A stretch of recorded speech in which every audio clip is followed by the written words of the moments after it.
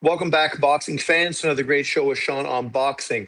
We're getting started early today because I think this fight right now, Tucker versus Sandeno, potentially is the best fight as far as competitiveness on tonight's card. Sandeno, 14-0, one draw, 12 knockouts, 26 years old, Dominican, versus Jai Tucker, both highly acclaimed amateur fighters, meeting up early in their careers. So this is pretty impressive for these two guys to be getting it on this early. But this is kind of what Top Rank does. Maybe they feel that one of these fighters needs to be pushed or else potentially get the axe. And this is what they're doing, putting them in there and see if they can sink or swim. So this is a really good fight, really good matchup. Tucker is obviously the better boxer, the more skilled sort of fight behind the jab type of dude.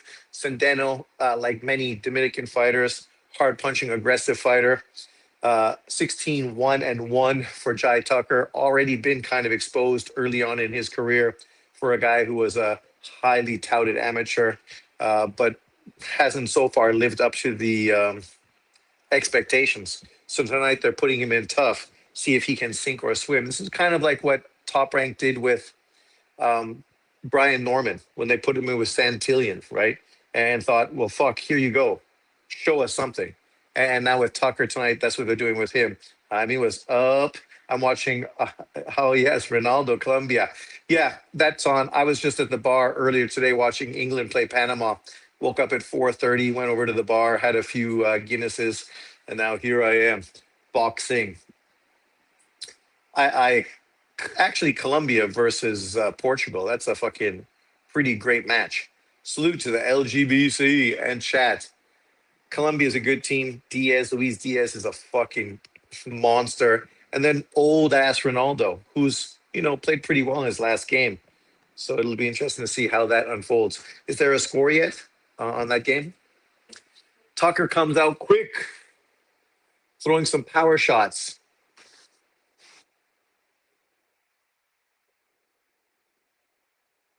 Nice jab from Tucker.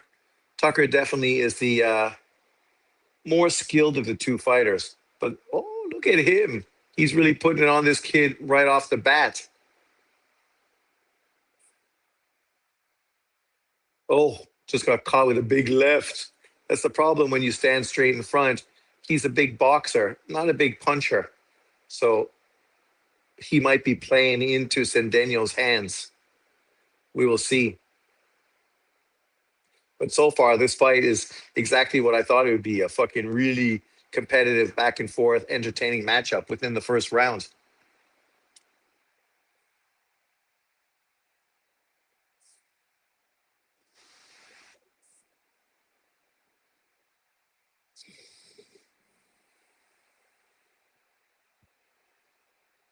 It's so funny, this fight card being sponsored by OnlyFans. I saw Boots Ennis yesterday wearing an OnlyFans shirt. Nice body shot from Sendeno. Already Tucker starting to back up, coming out quick, but obviously he's falling back into his normal routine, which is obviously much more of a boxer fighting behind a jab.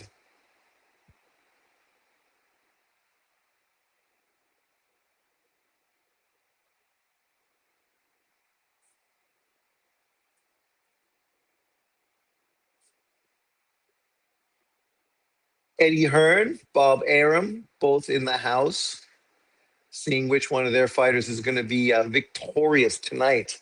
Is Top Rank going to continue to put pressure on all of these other promoters like they have been consistently or not? That's what we will find out. So far, I got to give this round to Tucker. Came out really quick, was very sharp early on. Obviously, so far his jab has been very, very telling punch in this fight. Centennial's been good though. Obviously, he's just warming up into the fight. That punch was super fucking low. Jesus Christ, buddy. Tucker, you're going to be disqualified. You do stuff like that. That was just a kid that's mentally fucking not there. But then he comes out with a big three punch combination, almost every punch landing. This is the thing about the Dominican Republic guys. Good physicality, good punchers, but technically they're really raw, right? Really raw. And in my prediction, that's kind of the way I went. It looks like Argentina will make it to the finals once again. Sup, Sean? Thinks Zayas get smoked. Uh, brother, what's your prediction? I predicted Boots Ennis to win. I just think he's got more tools in his bag. But as I said in my prediction, also, both of these guys are a little unknown, right? We don't really know how good either one of them are. So I wouldn't be surprised if Xander Zayas went in there and won the decision. I wouldn't be surprised if Boots went in there and stopped Zayas, right? Anything is possible. Both of them have been in with, okay competition, but there's still a lot of questions on the table for both guys. And this is obviously the fight to prove which one of them is the real deal. Round two.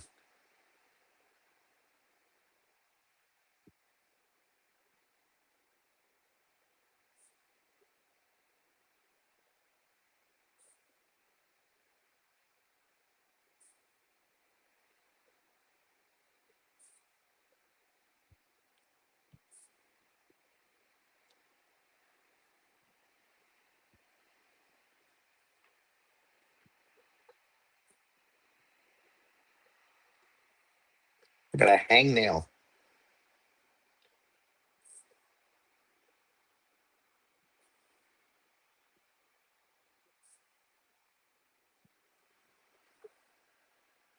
Tucker's moving just enough to stay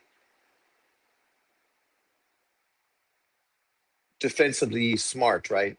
He doesn't need to move a lot versus Centennial. He just needs to move side to side, keep turning this kid, who's obviously a power puncher. So he's trying to load up on all his shots, which means you can easily move out of range just like that and leave him in an uncomfortable situation.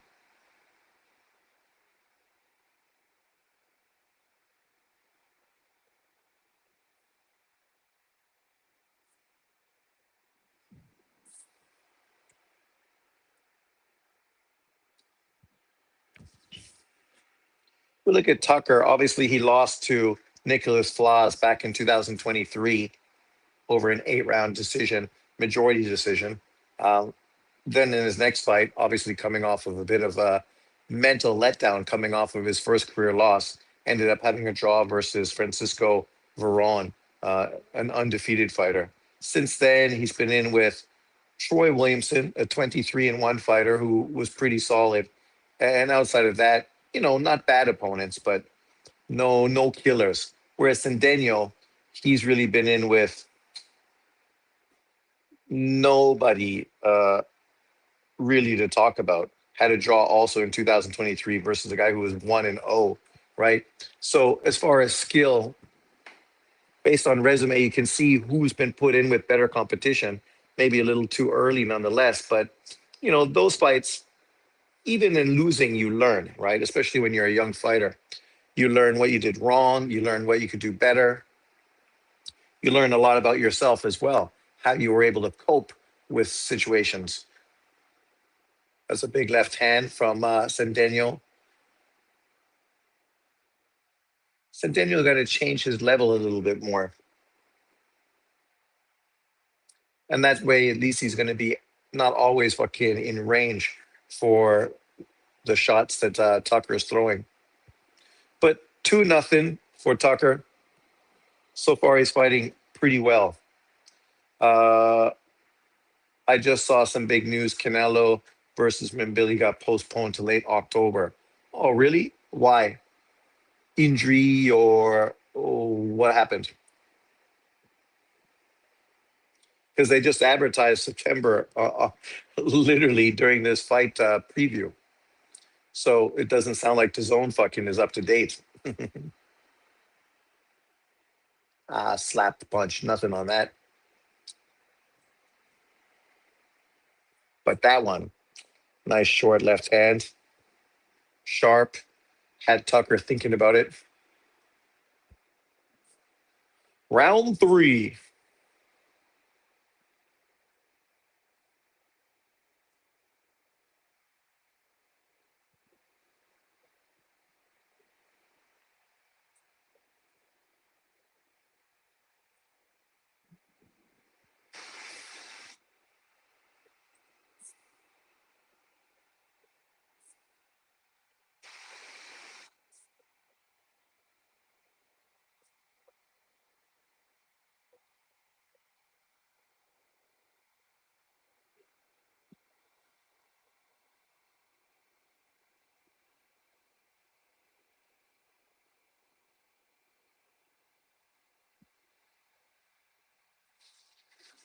Speed has a live. Look at that. 96,000 people watching Speed talk about World Cup. Obviously, he's biased. I think he's a pro Portuguese guy, right?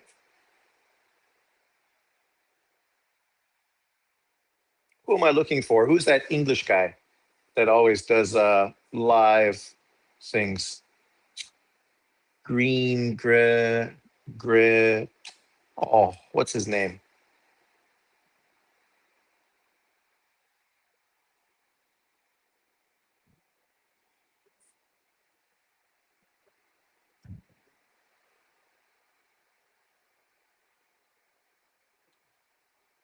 Centennial, you got to go to the body more. Break this guy down, open up the big headshots. And as the longer this fight goes, the more he's going to start breaking down. Oh, Eddie Hearn's dad is there, sitting beside Bob.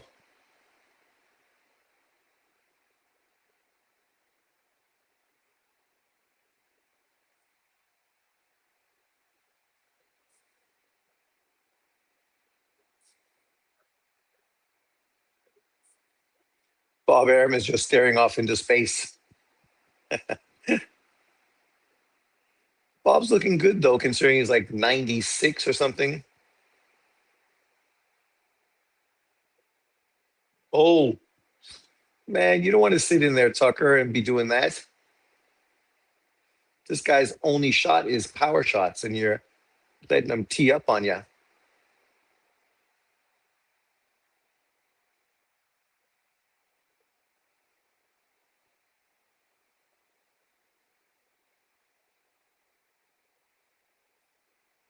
You got no power, Tucker. That's your biggest problem.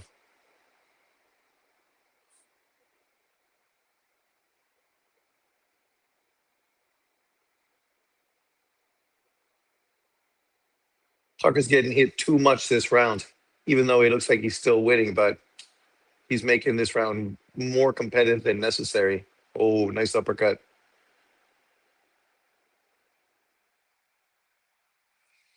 I still think Tucker won that round, but it definitely seems like momentum is changing. I heard Turkey postponed it so that Garcia versus Ben could take the date. Really? Really? I'm good.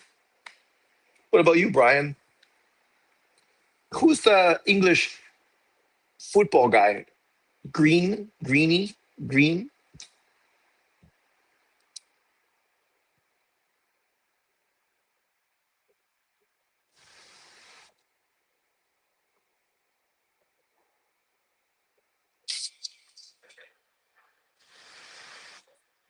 Young Adriana Lima was so fucking unbelievably hot. It's unbelievable. Look at her. She's so smoking hot. Oh my god. Oh my god. Now she don't look fucking hot at all. Now I wouldn't even fucking stick it in her. But back then, oh my god. Predictions on IBFP: 62% picking Boots, 38% picking Xander Zayas.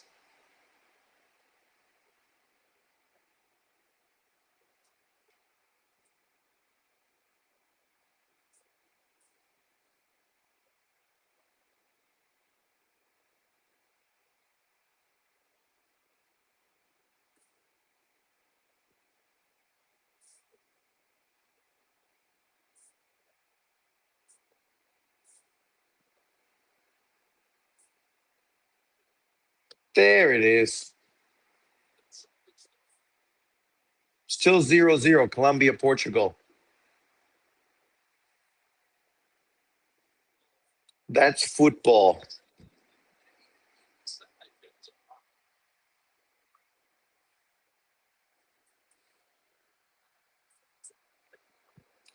Centennial, he's got to like develop his jab if he wants to really sort of move up to that higher level. A very good Bud Crawford snapping jab, right, as a weapon would be something that would make him very dangerous. Even though I like that straight left hand of his.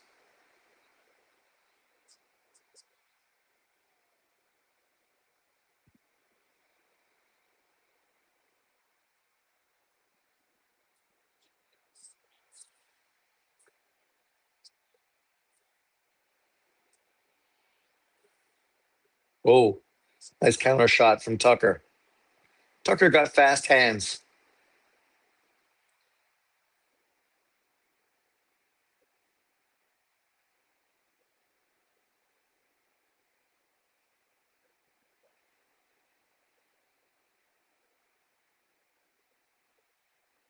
Hit the body, Centennial. Oh, big right hand.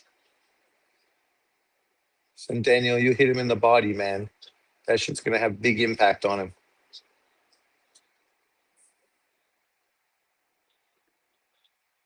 This fight potentially could be fight of the year. So far, it's really back and forth. Both guys having a lot of success.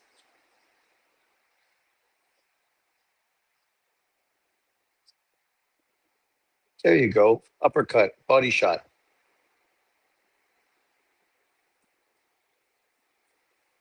Hey,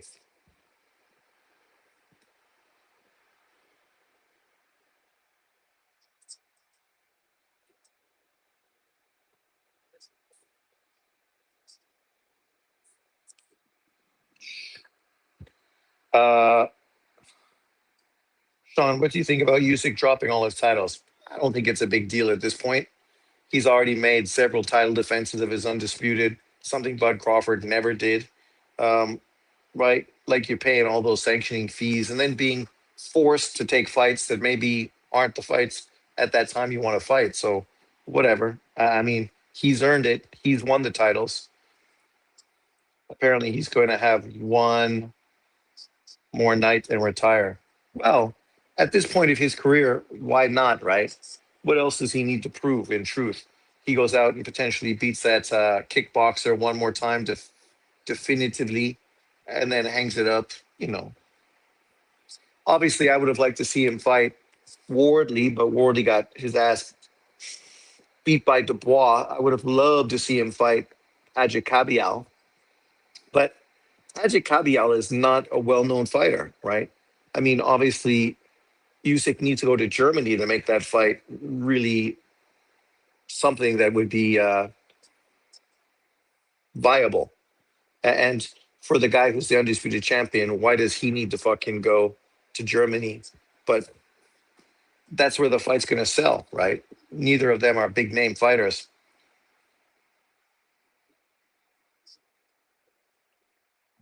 But as far as dropping those titles, whatever. I mean, inevitably, nobody stays undisputed forever. They either get fucked over by the sanctioning bodies who are just dickheads consistently, or else, I mean, they move up in weight, right? You know, obviously at heavyweight, it's the one division where you think potentially guys could stay and defend undisputed the longest, but you don't need to. And with the WBC and these guys wanting to fucking extort these guys, and that's what it is. It's extortion.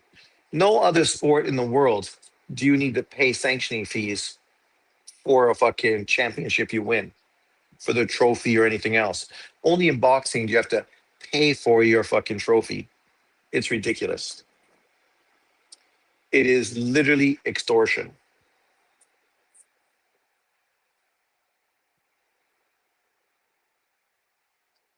Come on, Sandeno, hit that body more. You're fucking. You got to hit the body more, buddy.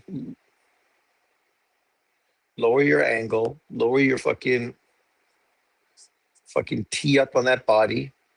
Then you can come over the top to the head.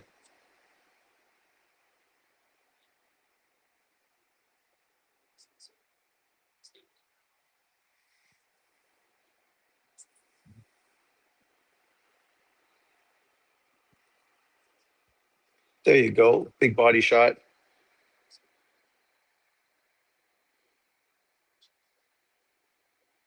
Uh, let's see if the usual suspects credit Usyk for tying undefeated, like you've been saying. Of course they won't.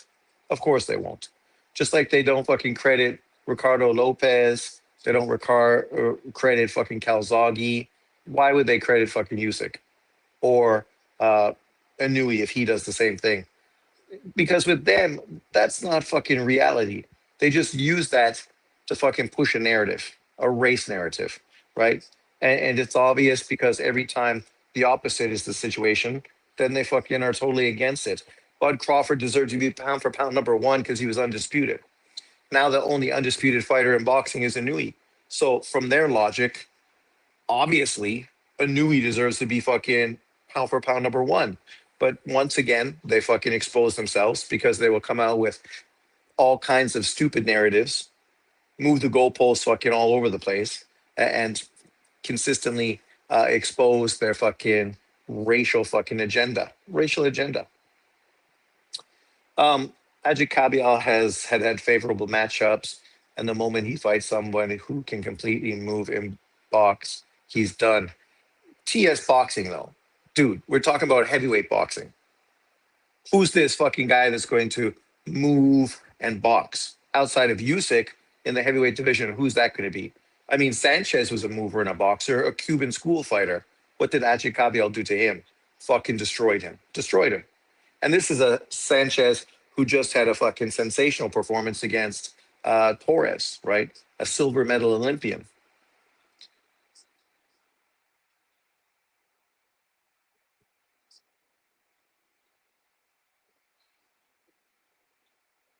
Once again, he just beat Sanchez.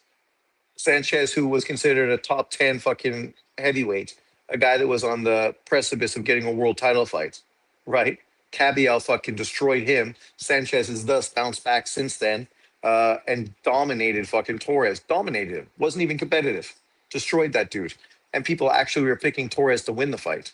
So it's easy to come here, and obviously we know your race agenda because that's what it is. I mean, unfortunately for you, nobody that looks like you in fucking heavyweight boxing is fucking worth the fuck. Nobody's worth shit, right? So, scared of Atoma. Atoma's a kid, right? Like, I mean, he's got his own generation. He's not part of U6 fucking generation.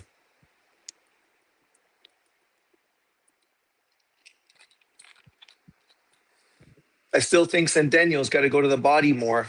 If he starts doing that, it'll really start fucking tiring and beating fucking Tucker up. Fighting like this just allows Tucker to still be effective with his quick hands and snappy jab. Haney is the undefeated king. Yeah, but he's not undisputed. Sanchez had a bum knee. Jang gassed out after 2 rounds and Madmarov. See, that's the thing with dudes like you. You're never going to give certain people credit, right? I mean, to be truthful, nobody's fucking hating on Usyk for not fighting Cabial. I said I would have liked to see the fight. I didn't fucking hate on Usyk and say that he's ducking or fucking dodging. But then you come out with your narrative. Like literally, you're pushing a narrative that nobody even on this fucking chat has even fucking alluded to. But here you are, as if you're a Usyk fan. We know you're not a Usyk fan. Naji is giving Usyk his flowers. Why did you go to race? Cabial is no match for Usyk, which is my point. Jump to conclusion. Well, I can only judge based on the fucking picture you have on your profile picture. It says everything. When you start talking about slick boxers and this and that, come on. Once again, nobody said fucking Cabial. Usyk was ducking Cabial.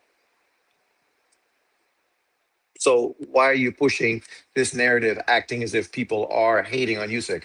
Not one person in this chat said anything anti-Usyk yet. Nobody. But here you come. pushing a narrative pointlessly.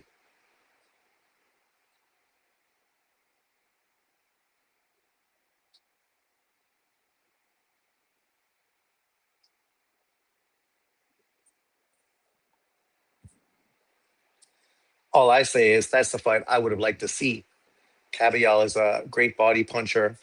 Obviously, we want to see him tested, just like we want to see every top fighter in boxing tested, right? Which is why we're excited about tonight's fight, Boots versus Xander Zayas. We're going to get to see them tested to see who is legit and who's not, or to see if both of them are legit, right? You can win or lose and still prove that you are the real deal. So who are you talking to? Like, you're bringing some thing that nobody's even talked about. Nobody in boxing world is talking about Cavial being fucking the boogeyman, but people want to see more of him. This is a guy that beat Chisora fucking years ago, and after that, never got another fight. Not until finally Turkey fucking put him on some of his cards. Oh, Tucker's starting to have his face beat up and bent out of shape. That's why I said those body shots, man. Dig that shit in there.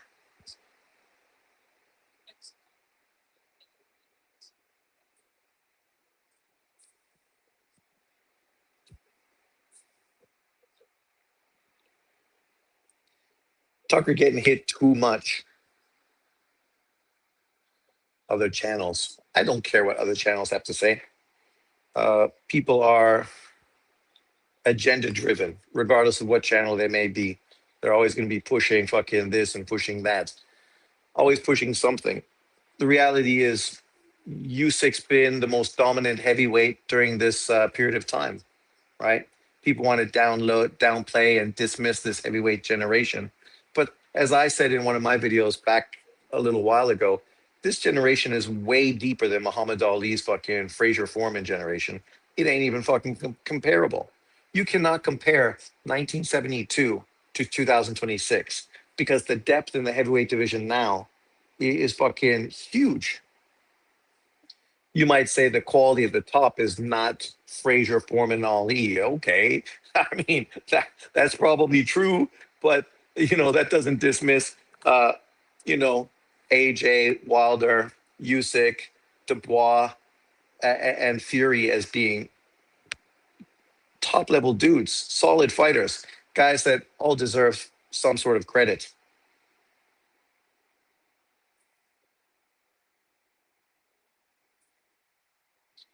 He respects Usyk the way Black and Brown and Ring IQ respect Benavides.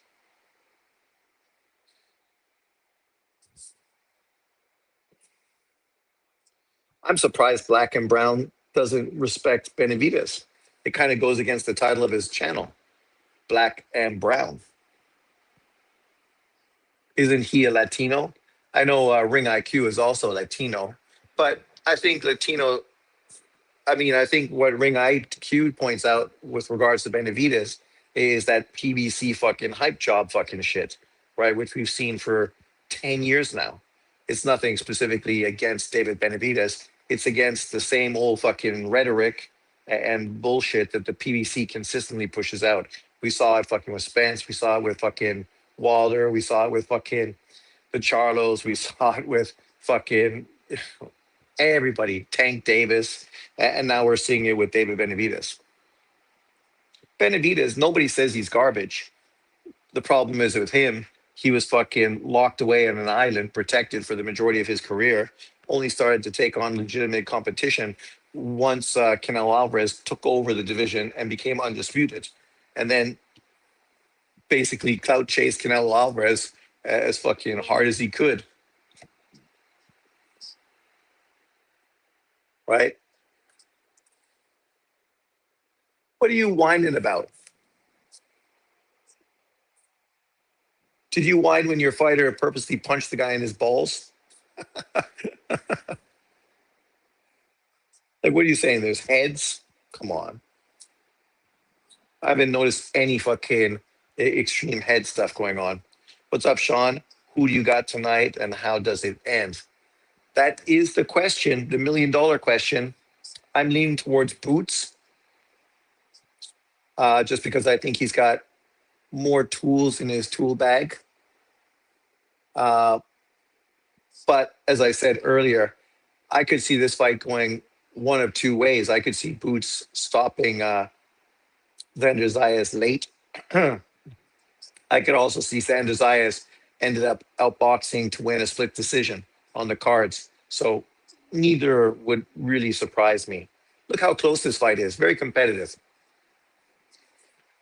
And most of those 10 shots that Tucker landed ahead of Centennial were in the first round when he came out like fire. Since then, everything is equaled out. And now his eye is fucking swelling up like crazy. And that's being swollen up not from a headbutt, but from fucking powerful right hands. But oh, just like that. That was my exclamation point right there. But the problem is he's just not hitting them in the body enough. You got to be fucking hitting that body, man. Elbow. Oh my God. Now you're fucking listening to the corner. Pushing the guy off, man. I mean, come on. Floyd Mayweather lived off of that shit.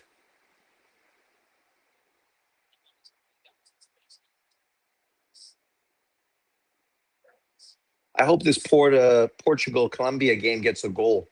I don't care who scores, but I think they need a goal to open that game up, just like the England game earlier on, because both of those teams have great offenses. So why is the game still 0-0?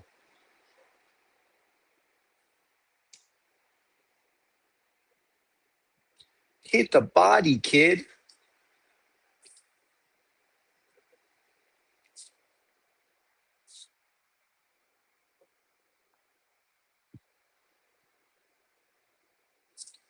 I picked Tucker to win, but what was my decision? I probably have him by split decision.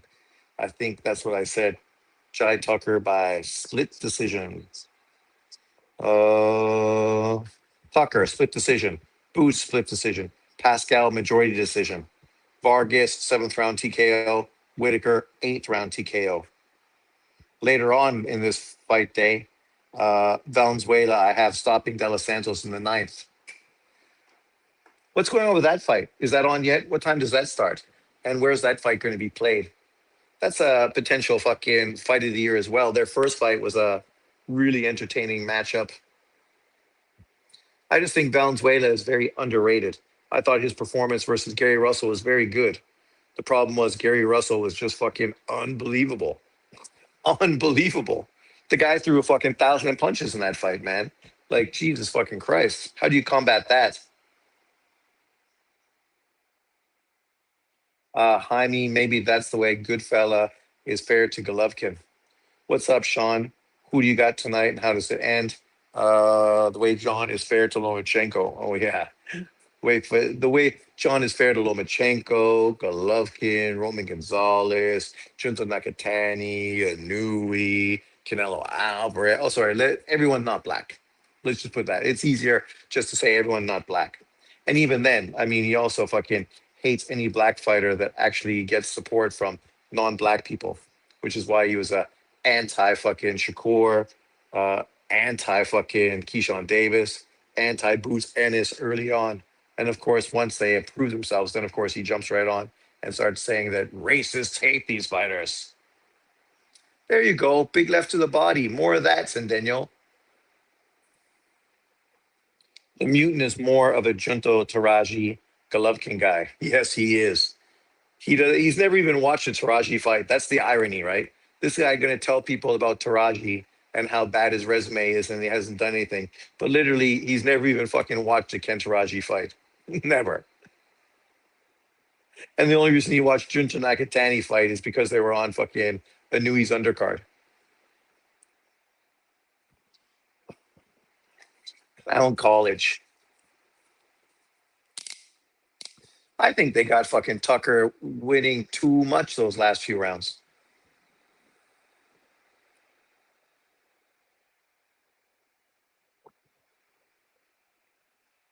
Who does he hate more? I think it comes down to Golovkin and Chocolate Tito. Definitely Golovkin and Chocolatito. He hated both of those guys because they were listed as pound for pound number one over a black fighter. Taraji and Junto, they're just on the pound for pound list. They never took any black fighters' position on that list, so he doesn't really hate them. He just doesn't want to give them credit in case they go on to do great things. And he can say, "Look, I told you years ago." And Inui, well, remember, Inui is John's favorite fighter. We all remember when John said that, when John said that Inui was his favorite fighter in boxing. We remember, John. We remember.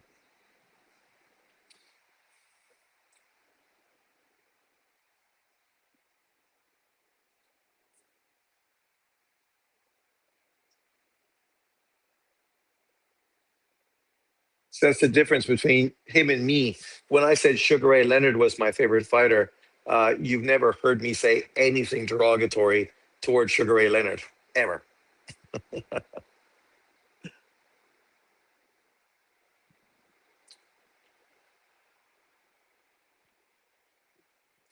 I think Daniel just blew this fight because he didn't go to the body enough. He's literally just been outworked for most of this fight. He's been competitive. He's landed a lot of big power shots. I think tomorrow Tucker is going to be the guy that feels this more than Daniel. But on the cards, he's losing. He's letting a jab and hand speed and combination punching beat him.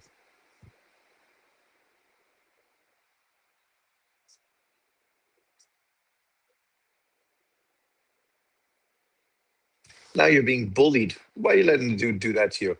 Turn him. So it's definitely those two the mutant hates the most. Fucking definitively. Golovkin and Chocolatito were over Ward pound for pounds. Exactly. Even though the irony is he wants to put Ward pound for pound number one because he beat Kovalev.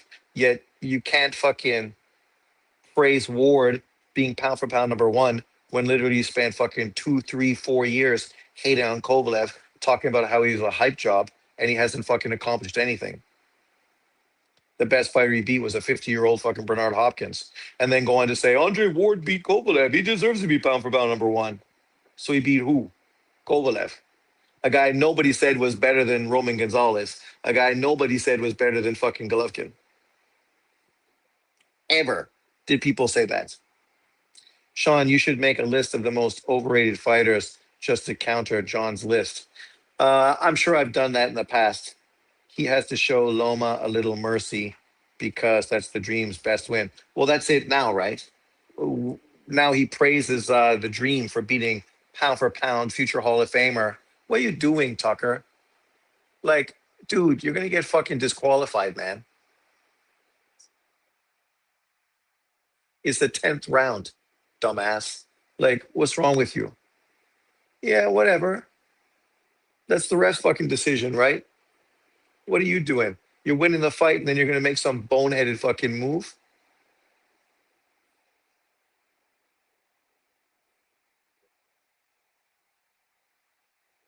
What's wrong with these kids, man? Estrada versus Kovalev. You got to say Estrada was the better overall fighter, but obviously Kovalev was more known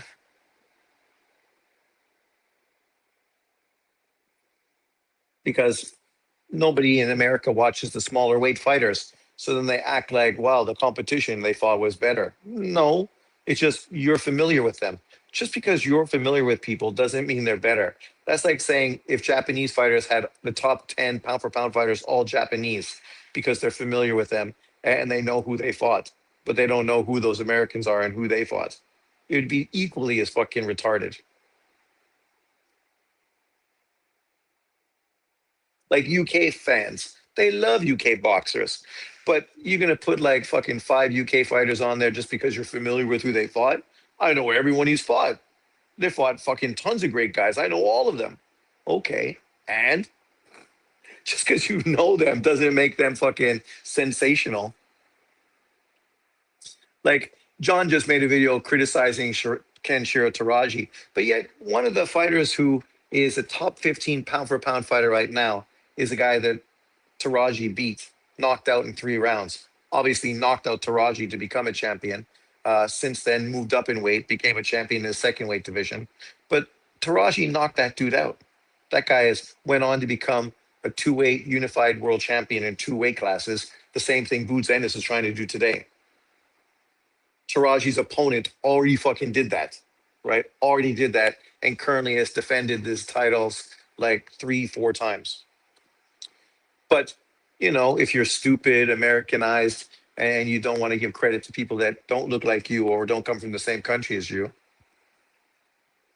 see that's the difference between Americans or John. Not all Americans, I'm sure, but John and me, a Canadian and an American.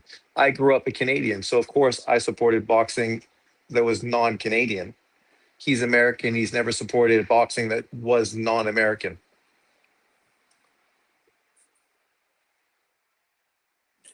Yes, and Daniel, you didn't do enough, man. You didn't do enough.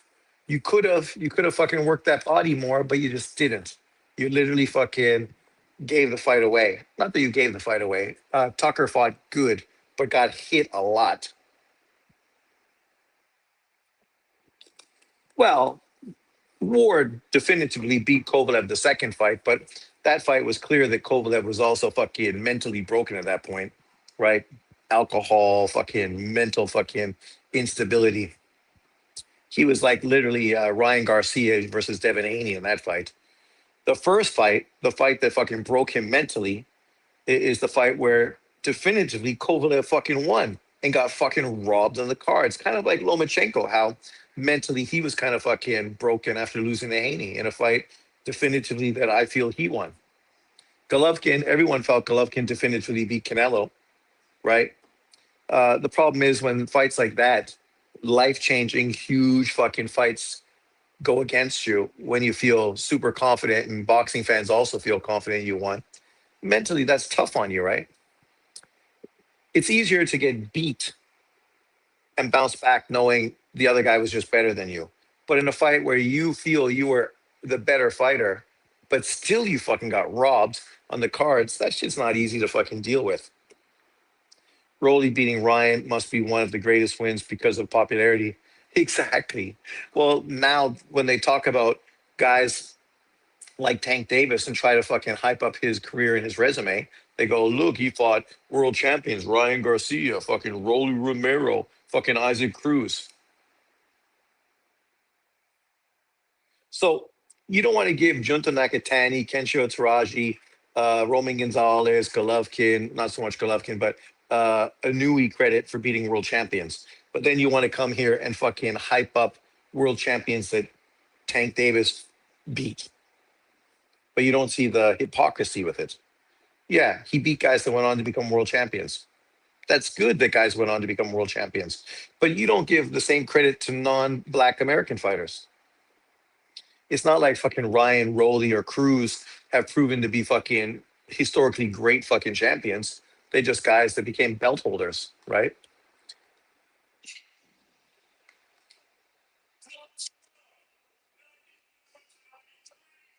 Tucker's gonna win.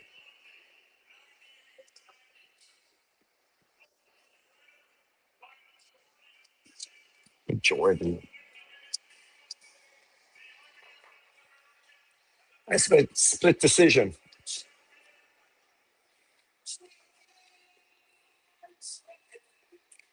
Come on, dude. You can't feel you won that fight.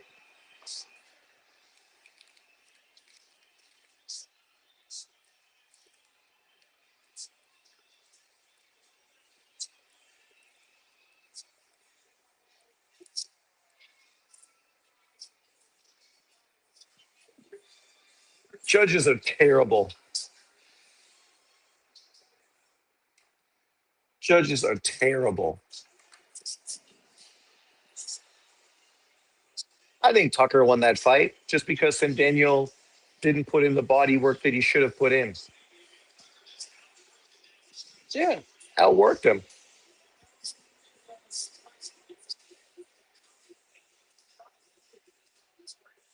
Well, Daniel knows he was hitting him with big power shots.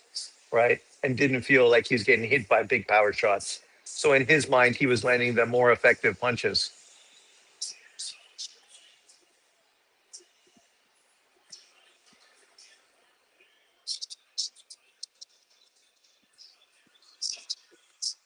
Dearborn, New York? I thought Dearborn was Michigan. Muslim fucking city. But yeah, good win for Tucker. Now we'll see what he does moving forward.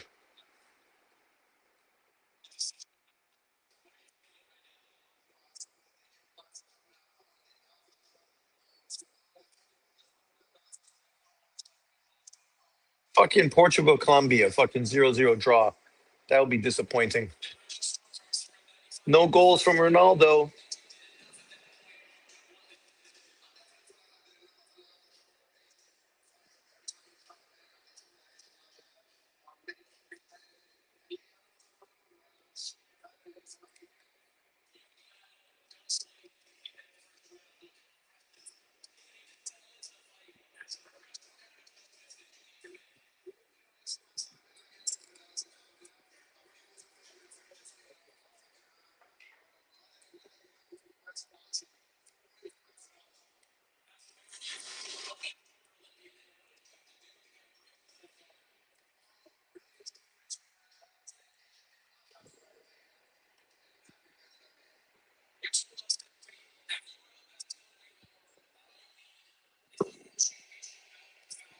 I don't think so.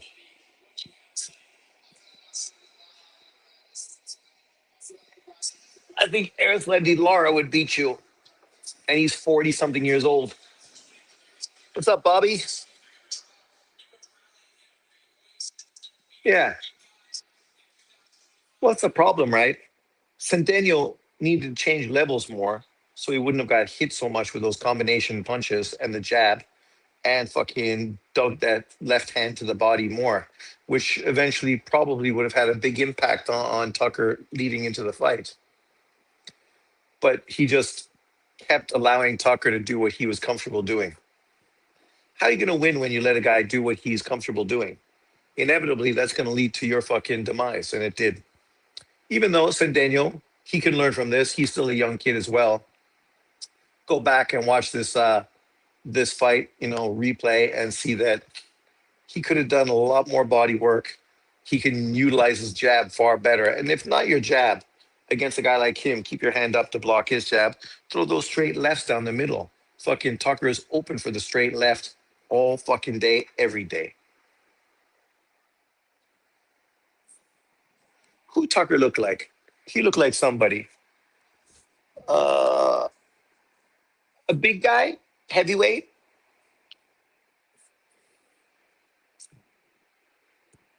But there's the first fight down on the night.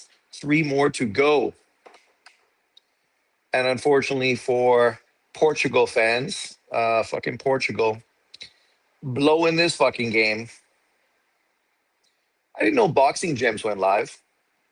I like Boxing Gems because they're very educational, but I can't imagine it being a fun live to listen to just because he's so monotone in the way he describes things and breaks everything down.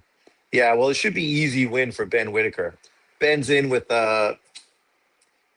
they're bringing Ben over to the States on a big fight card just to showcase him. So they're not putting him in with anybody of quality. This should be easy work. Richard Rivera, 27 and 2, 20 knockouts, 35 years of age. 35. When you look at who he's fought, the best name on his resume is 2022 when he lost a split decision to Badu Jack. Losing a split decision to Badu Jack, that's not bad. But after that, what do? He beat one guy, Isaac Rodriguez, 28 and 3, and then nobody else that you could get excited about, right?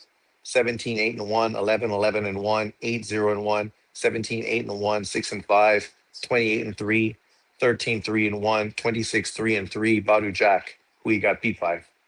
Prior to Badu Jack, he fought a guy who was 40, 22 and 1, 11, 17, 22 and 26, 4 and 10, 13-30, right? So he's been in with some fucking low level opposition. Whitaker, we know Whitaker, man. This guy's got the fucking world as his oyster. If he can do in the ring what he should be doing,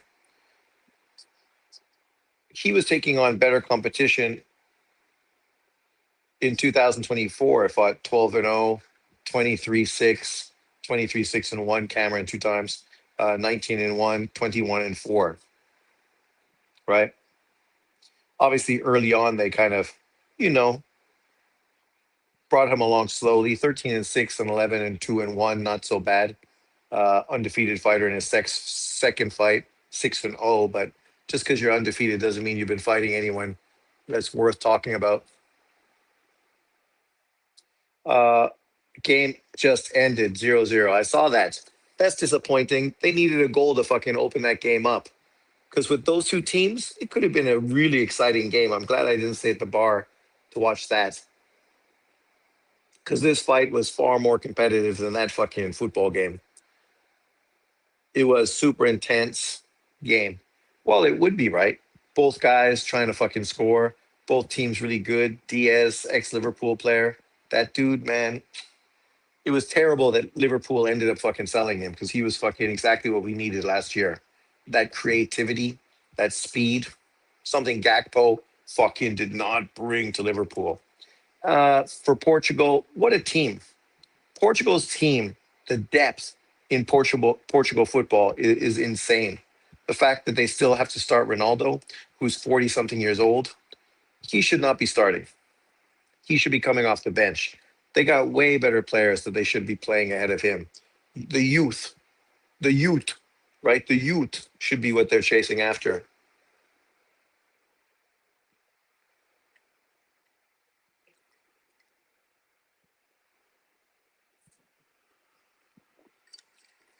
Kind of like Holland. Holland is playing a lot of young players now in this World Cup and playing super well, right? Super well. I kind of thought Holland was going to be. Did you say Utes? Utes, them Utes. Can you remember fucking what's her face ended up winning an Oscar for Best Supporting Actress? Nobody ever would have expected somebody from My Cousin Vinny to win fucking an Academy Award. Like, never ever, right? Even though, to be fair, Marissa Tomei, what a beautiful woman. I'd give her my fucking Academy Award any day, even today. She is smoking hot, even as an older woman, or as we like to say, an older broad. Let's take a look at this older broad now that we're talking about her. Marissa Tomei in 2026.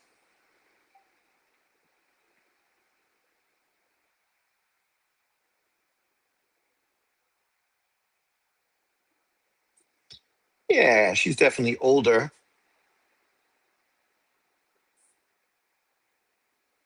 Definitely looks like somebody's mom, but not too shabby, man. She's a good looking woman. And when she was young, wow, beautiful. She was a smoke show in that movie. Yes, she was. She was a stripper in The Wrestler and looked great. The Wrestler, I've never watched that movie, which I kind of got to kick myself in the ass for because I love Mickey Rourke. And of course, I love Marissa Tomei. So I don't know why I never watched that. I think it's because he dies at the end, right? And I thought I didn't want to watch the emotional ending. It was like that Clint Eastwood movie when he was like a boxing trainer and he was with that woman and she ended up kicking buckets at the end. That was sad, especially being somebody that likes boxing. There's a younger version of her. I love brunettes. I love brunettes. Oh my God. And she's not young in that picture either. She's still pretty old, but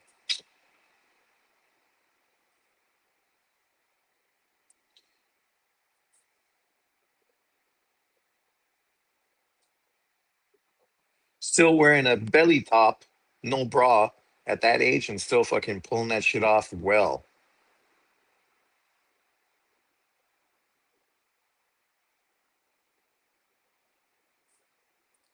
Young Marissa Tomei.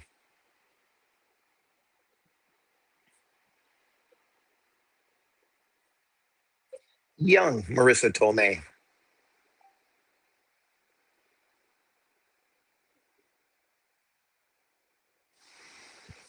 Here she's just adorable. Adorable. With great legs.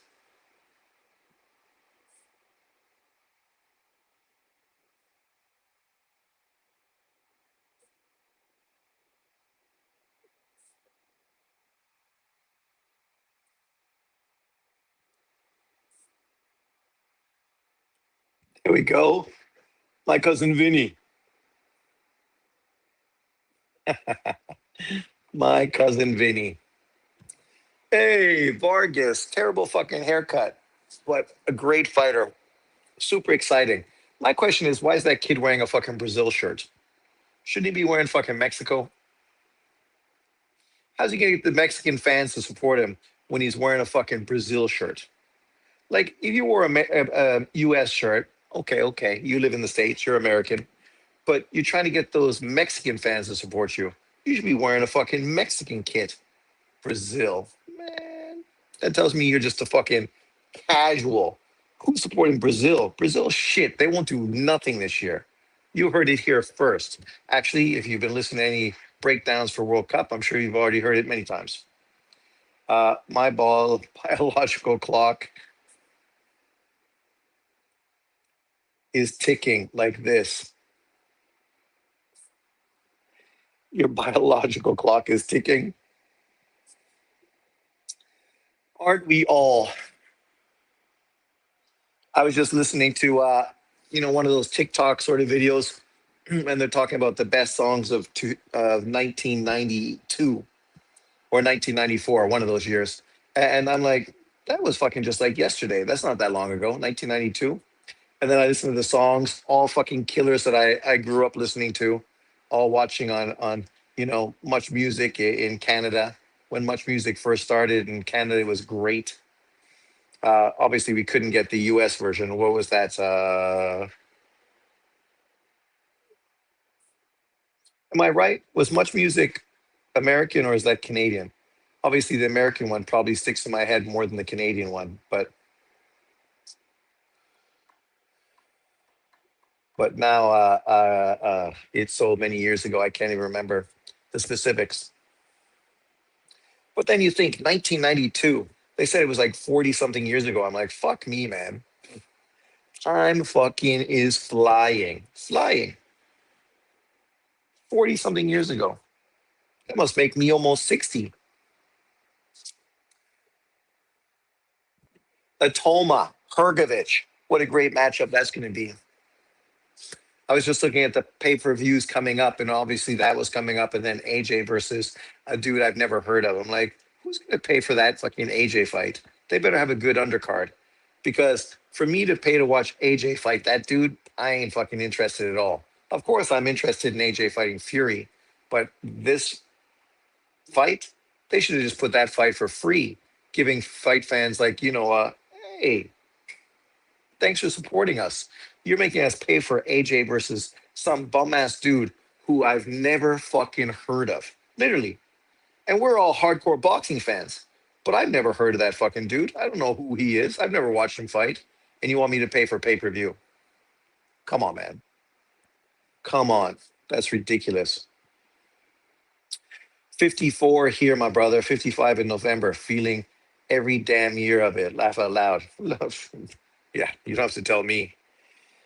My coworker is like about your age, maybe a year younger, and he's fucking always moaning about his body. Meanwhile, he's talking about working out like an animal and doing this and doing that, trying to be fucking a monster, trying to put 20 pounds of muscle on.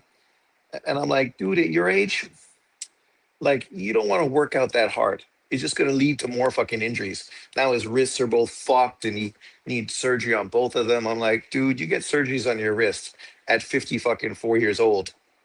You're fucked. It's not going to get better. I mean, it's not going to get markedly better where all of a sudden you're going to be working out like an animal at 56 years old after having fucking double wrist surgery and then rehab for fucking like 2 years. right? When you're 50, man, like your body starts to break down. You start getting old. You start hurting. Yeah, I mean, all you younger guys on the live, you know that when you hit 30. I remember hitting 30 and realizing that you're no longer 20 anymore, right? Now you start feeling pain. I mean, you start having muscle soreness after like crazy workouts and stuff going on. And then obviously at 50, what do you expect? I wake up sore every day. So no surprises here.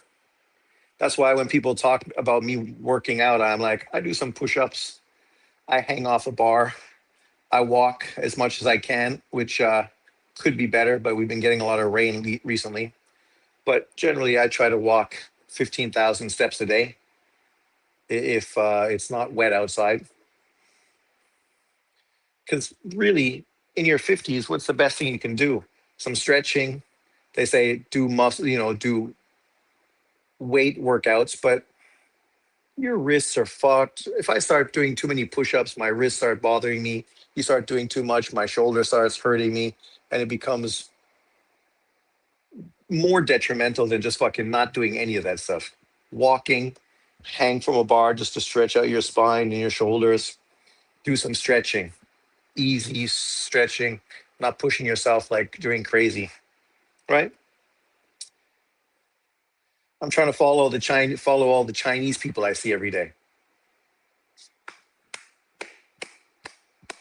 Ah, ah. Let's go Whitaker. I would love nothing more than to see Whitaker become a fucking huge fucking prince type of superstar in the UK. This Popeye guy, give me a break.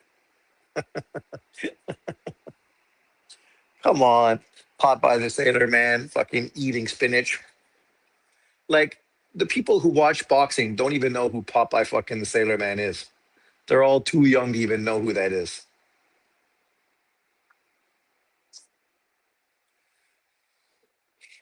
But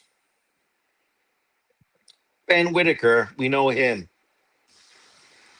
Ben Whitaker, if he can become kind of the UK Roy Jones, world champion, fighting top level dudes in and around that weight class, that would be excellent for UK boxing. Because who's the last superstar fighter that the UK's had?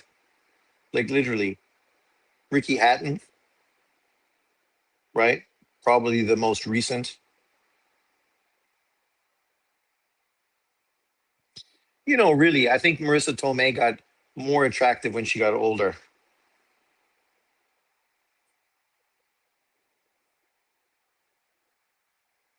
compared to when she was in My Cousin Vinny. AJ, yeah, yeah, yeah. I mean, AJ was a star. That's true. But that's heavyweight boxing, right? Heavyweight boxing doesn't really count because it's kind of a sport in amongst itself. A heavyweight boxer is going to make tons of cash. You're going to get tons of attention being a heavyweight boxer. It's all those smaller weight divisions where you need to be real special for anyone to even pay attention to you. So that's kind of what I was saying. Because obviously, when Roy Jones was a superstar, Mike Tyson was obviously around as well. But I don't compare Mike Tyson and Roy Jones. Below heavyweight, yeah, probably Hatton, and then Prince Nassim, right? And of course, AJ. We need like another non-heavyweight because obviously now you got Moses Atoma in the heavyweight division, who is right on that path to become potentially bigger than fucking AJ, right? Rivera doesn't look sharp, but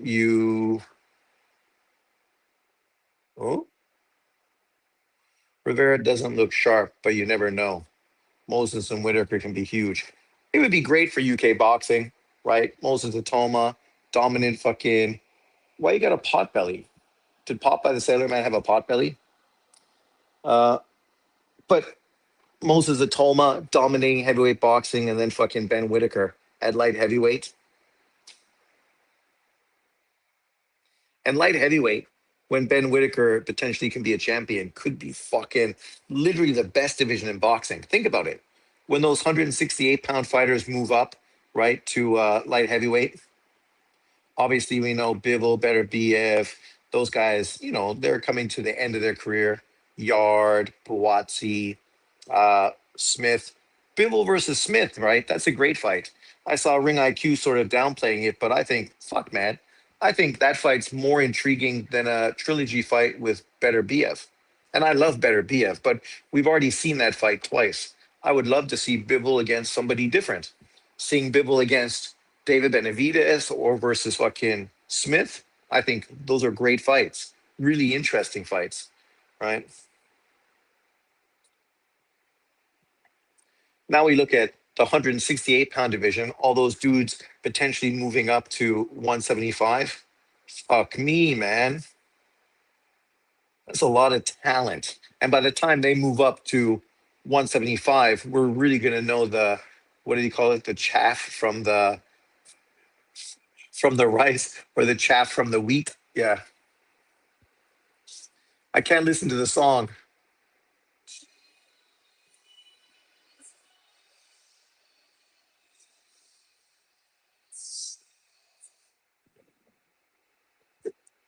CVO Foreign, Brooklyn-based rapper.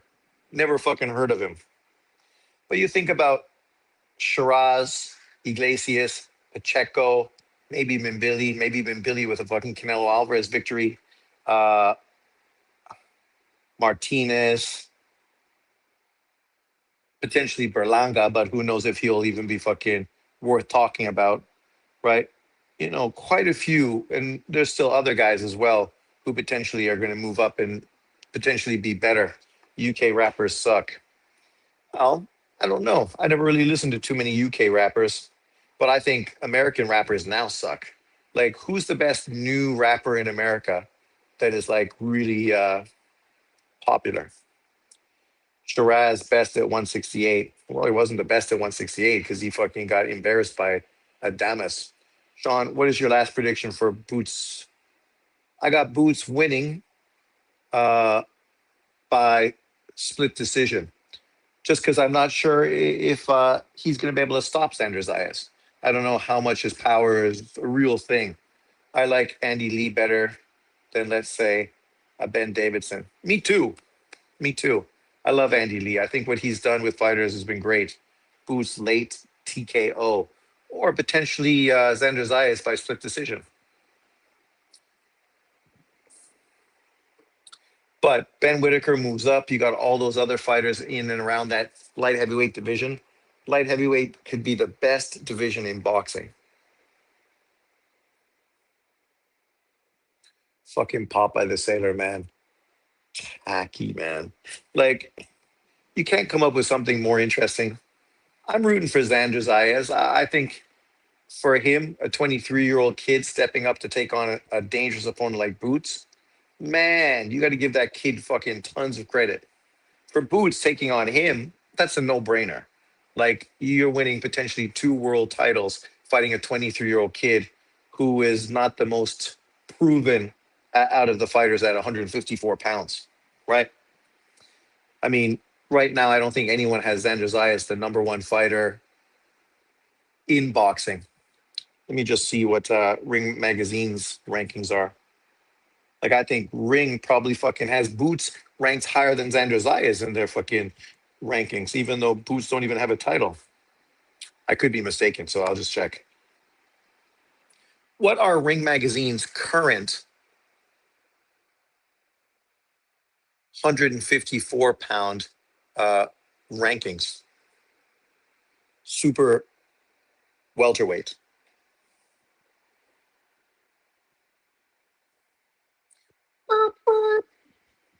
Virgil was ranked number one last time I saw. Don't know now. And can you imagine Virgil being ranked number one? A dude who literally, this can't be recent. These rankings can't be recent. I mean, as of July 2026, they got fucking Brian Castano on the list. Brian Castano, what the fuck, man? Brian Castano hasn't fought in fucking years. Yeah, this is Ring Magazine as of 2000, July 2026. Funduro, number one. Boots, number two. Xander Zayas, number three. So Xander, a unified champion, isn't even ranked right now above Boots Ennis, a guy who's never even won a world title at 154. Akram number four, Virgil Ortiz five, Tim Tszyu six, Bohochuk seven. No, man, this can't be. This is bullshit. Come on, these rankings are off. Off. Can't be true. Come on. Yeah, Castano, exactly. Well, don't listen to this. This I don't think AI fucking is up to date because they still got Castano at number nine on this list. There's no fucking chance Castano is ranked on any Ring Magazine listings. Might as well look at the waitresses instead of if you can't. Instead, you can't watch the fight.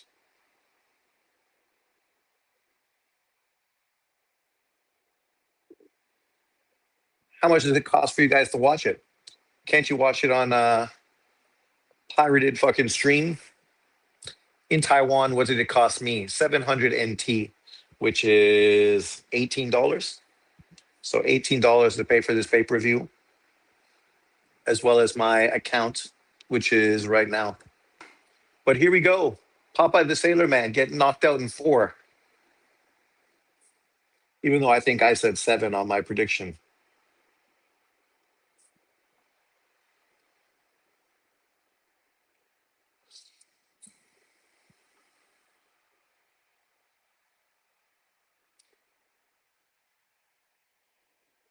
Jab to the gut. There you go.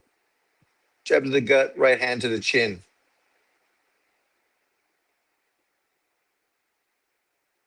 You can see fucking my man. He got a lot of room to still put on weight. He's still so skinny for this division.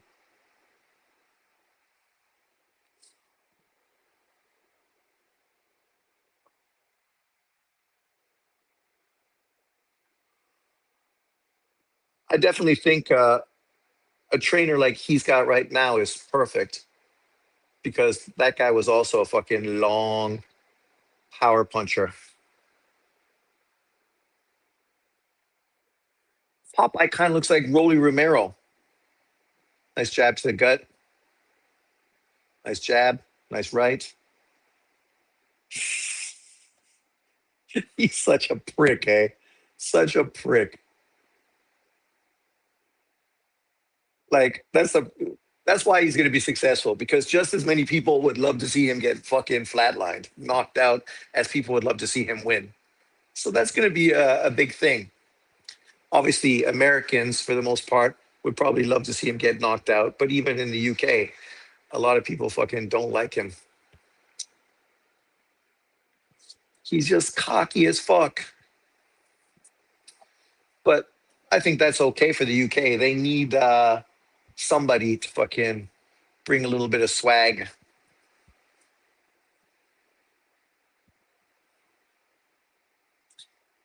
This dude, he got nothing. He got nothing. A big, strong dude like you should be fucking trying to get in range and fucking throwing tight hooks.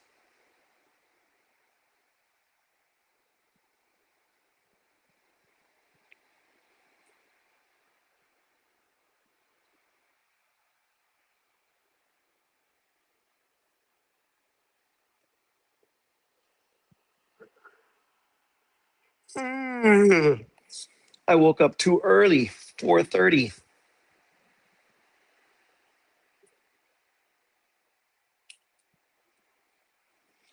As skinny as Ben Whitaker is, it just looks like he could be chinny. Oh, there you go. Behind the ear. Yeah, that's a legal shot, buddy.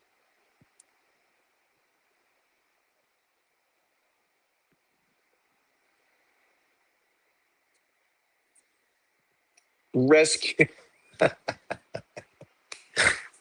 Ben Whitaker. Fucking clown. What's up, Hawker? Ben is on him, man. I was about to go to Twin Peaks with my uncle. Twin Peaks, a strip bar? Come on, Ben. Punches holes in this guy. Uh, he's got nothing but a pipe. His stance is terrible. He looks scared. He totally looks scared. Yeah, totally looks scared. He's fought by the Sailor Man. He better fucking eat his spinach between fucking round one and two because right now he, he looks out of his fucking depth. But that's what I said. I was never excited about this fight because I see they just put him in fucking against the nobody just to showcase him to the UK, sort of the US crowd. Tiny BDA was lying on my name again. He's going to get the squeeze. What's BDA saying? People hate BDA. Well, John Boxing.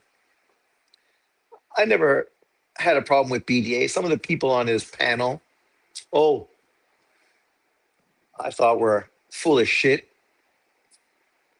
Dude, you done. You're not going to last round two.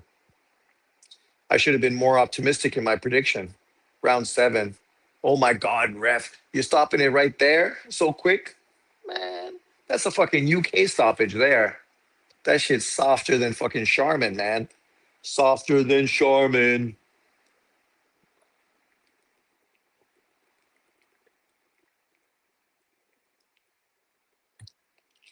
Easy work. You're not even getting fucking any rounds in.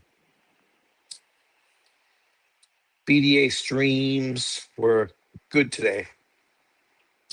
Do you think Iman Katiev can beat and KO Ben? For sure. Kadiev's a fucking beast, right? Like that dude's fucking built like a fucking brick shithouse. It's gonna be hard for Ben to fucking rely on just landing power shots to get him out. Don't be all bad, bitter and shit, dude. You fucking brought nothing to this fight.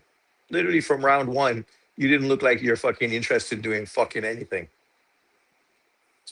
And every time you got hit flush, you fucking dropped. So who's shocked? Nobody. Oh, sorry. Sorry for the fucking OnlyFans camera angle. Don't get excited, boys. Don't get excited. Not happy with the stoppage. That's why I gave you a happy ending. Time for top contender, especially because he is ranked number 2 or 3 in 2 sanctioning bodies. Who found this bum up for his opponent? Well, that's it. I mean, that's why I didn't really talk about this fight. That was a great fucking shot, though. Great fucking shot. Great shot. Whitaker needs to fight at top competition. He's 29. Sure, he does. I agree. But that check left was fucking a thing of beauty. Let's look right now. Light heavyweight boxing. There's a bunch of fucking UK dudes that Ben Whitaker could fight. A bunch, right? All experienced dudes and all guys that could give him a tough fight. But if you ask me, I would predict him to beat all of them. Boxing needs new superstars. So many KOs. Did you watch 200? It was free on YT and was amazing card, Sean. I didn't. What is RW2 200? Boxing can't produce it. It's oh my God. You stop. You watch fucking a sport nobody fucking cares about. Come on. Nobody cares about fucking Muay Thai. What do you drinking, Sean? What do you drinking? What do you drinking, Hawker? I do drinking Starbucks coffee in a can, double shot. So I need to drop the kids off at the pool. And I do drink Pocari Sweat, a sports drink from Japan, because I was up at 4:30 drinking Guinness, watching England. England, bringing it home. England's going to bring it home. But let's look right now. You got Watsy, right?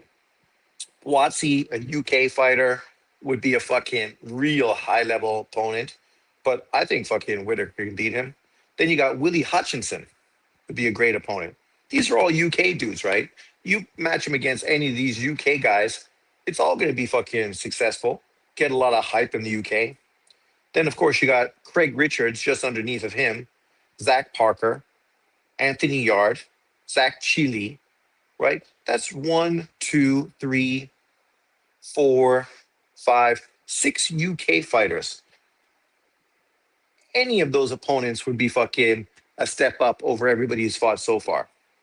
And all those guys are top 25, 175-pound fighters. Then you can go down, you got Ezra Taylor at number 34, Mark Jeffers, Lewis Edmondson, Lyndon Arthur, Bradley Ree, right? One, two, three, four more dudes. So there's literally 10 top 50 UK fighters.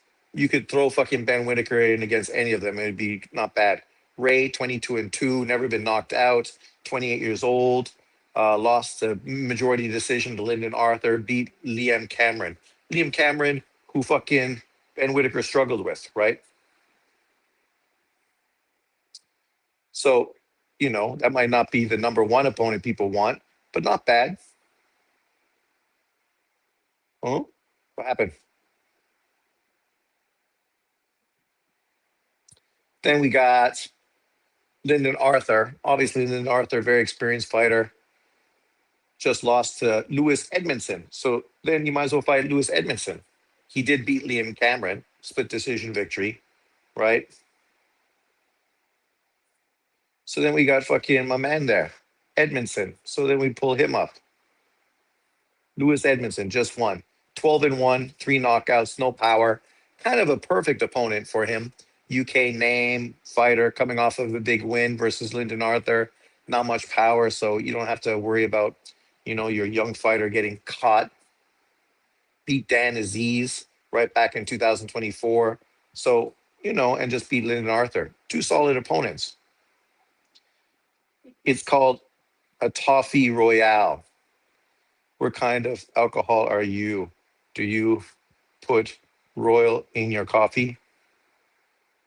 You mean Crown Royal? Crown Royal, fucking English Canadian whiskey, is great. I don't put it in my coffee. I put Bailey's in my coffee. Then Ezra Taylor. Let's look at Ezra. 13 and 1, 9 KOs. Looks the real deal. Called the Cannon. Just got beat by Willie Hutchinson, right? By unanimous decision. Willie Hutchinson. So we jump up higher. We got Zach Cheely. He just came off of a big win. Willie Hutchinson, who's really highly ranked right now, 20 and 2, 14 KOs, 1 KO loss. Obviously got stopped by Lennox Clark back in 2021. Lost to Boatsy by split decision. Beat Mark Jeffers, beat Ezra Taylor, beat Craig Richards. So out of UK fighters, he's like one of the top three. You fight him, 27-year-old, great opponent. Jack Chili, 17-3 and 1, 9 KOs. Just fucking beat David Morrell. Just beat David Morrell. Stopped him in fucking 10 rounds, right? Lost to Callum Simpson. Lost to Mark Jeffers. Beat Anthony fucking Sims Jr. That's a great win. You think about his win over Sims Jr. and fucking Jack Cullen and David Morrell. Those are three great wins, man. Great wins. So there's a bunch of UK fighters that would be really marketable, entertaining, step up in competition. But let's see what my man has to say.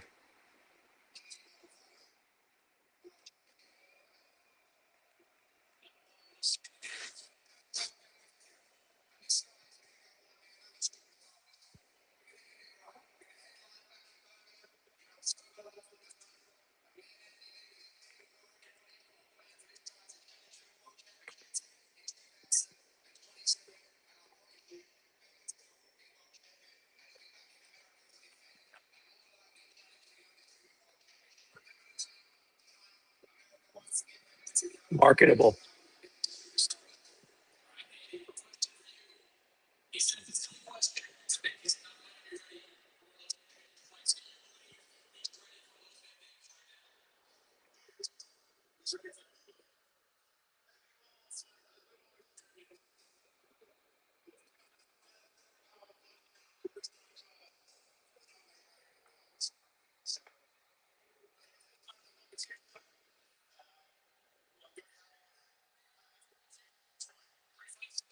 Future's so bright, I gotta wear shades.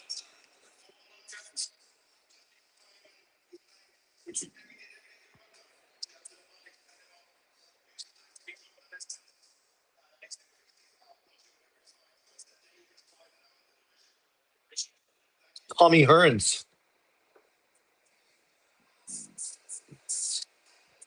But that's it. As I said, they want to have like a homecoming fight later on this year. You throw him in with fucking Jack Chili or fucking Lewis Edmondson or fucking what's his face, the other tosser that I mentioned. All would be great opponents. How many fights left till Boots? Two more. You got two more fights. You got Vargas's kid fighting, and then who else is fighting? Who else is fighting? Hey, I know that short fucking white haired dude. That's quality. That's the guy that got Teofimo Lopez fucking trained up to fucking beat Lomachenko, ex fighter. Quality, quality. What happened to Teo after he lost that dude? Fucking, he's never been as good. What does that tell you?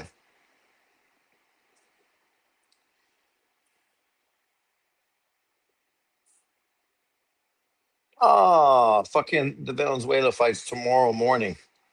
So that's the problem. What is that? That's going to be a Zuma fight. Why is Zuma fucking boxing always doing Sunday fights? That's shit for me.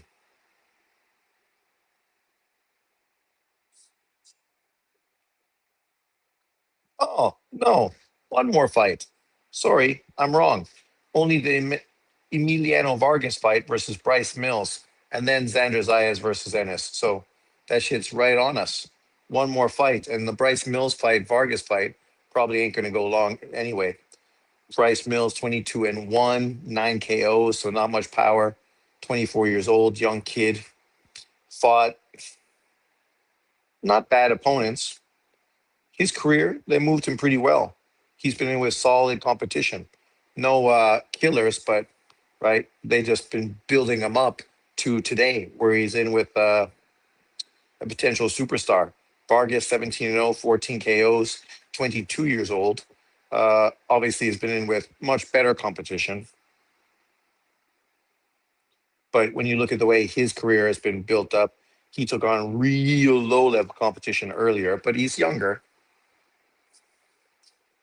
Boxing in the US is a niche sport, Dora, so Muay Thai doesn't even register in the US. Well, that's it. Nobody fucking knows what Muay Thai is in the US. Nobody. That shit fucking is something you watch on fucking kung fu movies for most Americans.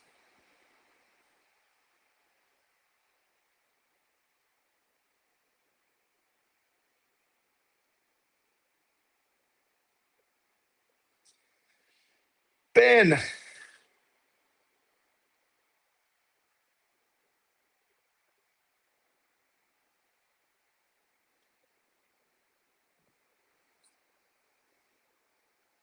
damn, you getting a lot of signatures on that hat, buddy.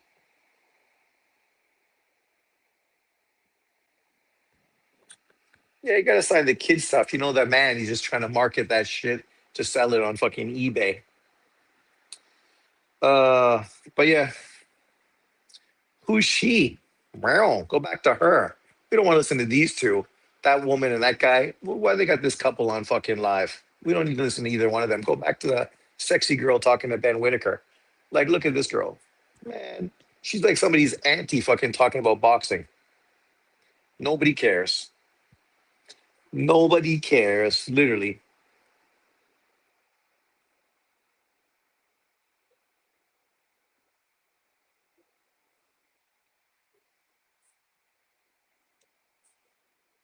Boxing wave. Oh, I love that motorcycle. Custom BMW.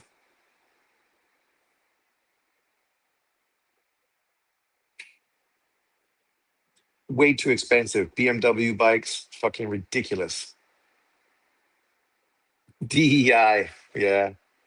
And then she fucking got her boyfriend in. So DEI and then fucking nepotism.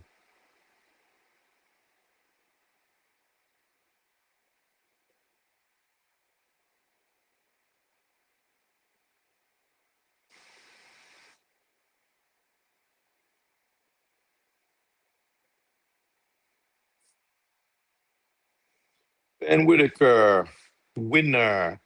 But Let's not act like that was a fucking real fucking thing. Everybody knew what was going on with that fight. Once we saw fucking the name of the opponents, nothing.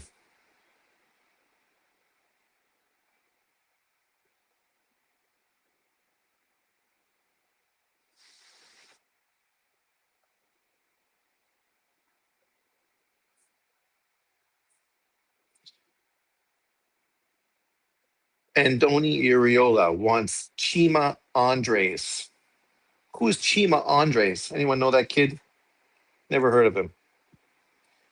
Over 95% of Americans say they're happy with Trump's achievements. Oh, I think Trump has been one of the most monumental presidents fucking that we can recall.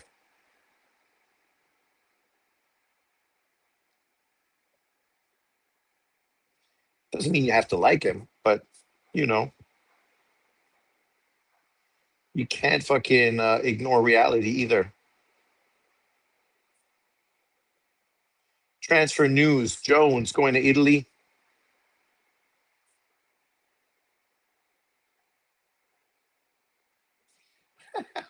Look at that. So here you go. This is Obama. ID required to vote. Fuck no. We don't need to vote. That's racist. ID to enter the Obama library. So you need fucking ID to enter Obama's library. But according to these fucking Democrats, you don't need ID to vote. Like, no country in the fucking world allows people that are not documented to fucking vote, right? That's like me walking up to the voting polls in Taiwan and fucking voting for the next election. That shit will never fucking happen. Never, ever. Even if I marry a Taiwanese woman, it still won't fucking happen.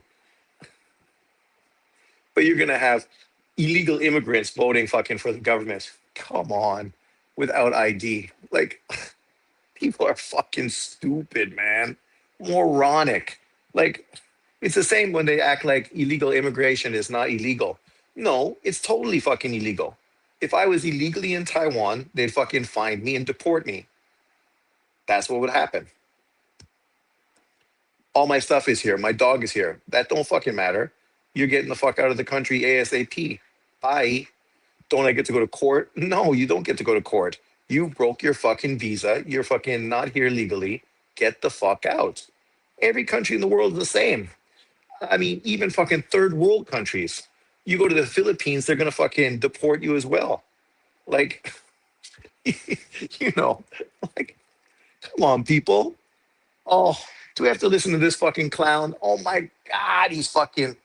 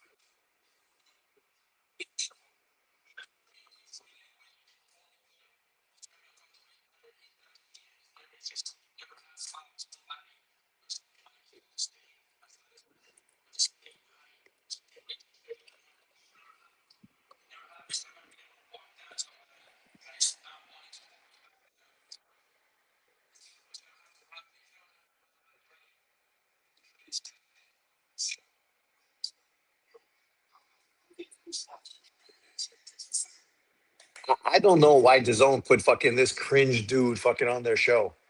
Like, too black, too sugar. Like, he's so fucking cringe. It's ridiculous. Good for his success. The fact that he quit his job to fucking open up his channel and now he's getting fucking extra money off his own. He's the American version of fucking Ade. The only difference is Ade is uber professional, right? And this dude's a fucking clown. Always been a clown. His whole fucking thing has been being a fucking clown. Like, there must be better American YouTubers that could be put on fucking DAZN than this fucking guy. Literally, there must be, has to be. Showbiz is an idiot, straight up. Dude, also super sensitive. Even when I make a comment that's not related to something he says, he gets his fucking hair up in a fucking. I'm like, dude, what are you talking about? It's not fucking addressing you. Calm down. Sean, is Vargas the good Vargas brother? Yes, he's the good Vargas brother. That's why he's on DAZN. The bad Vargas brothers are on fucking some other network.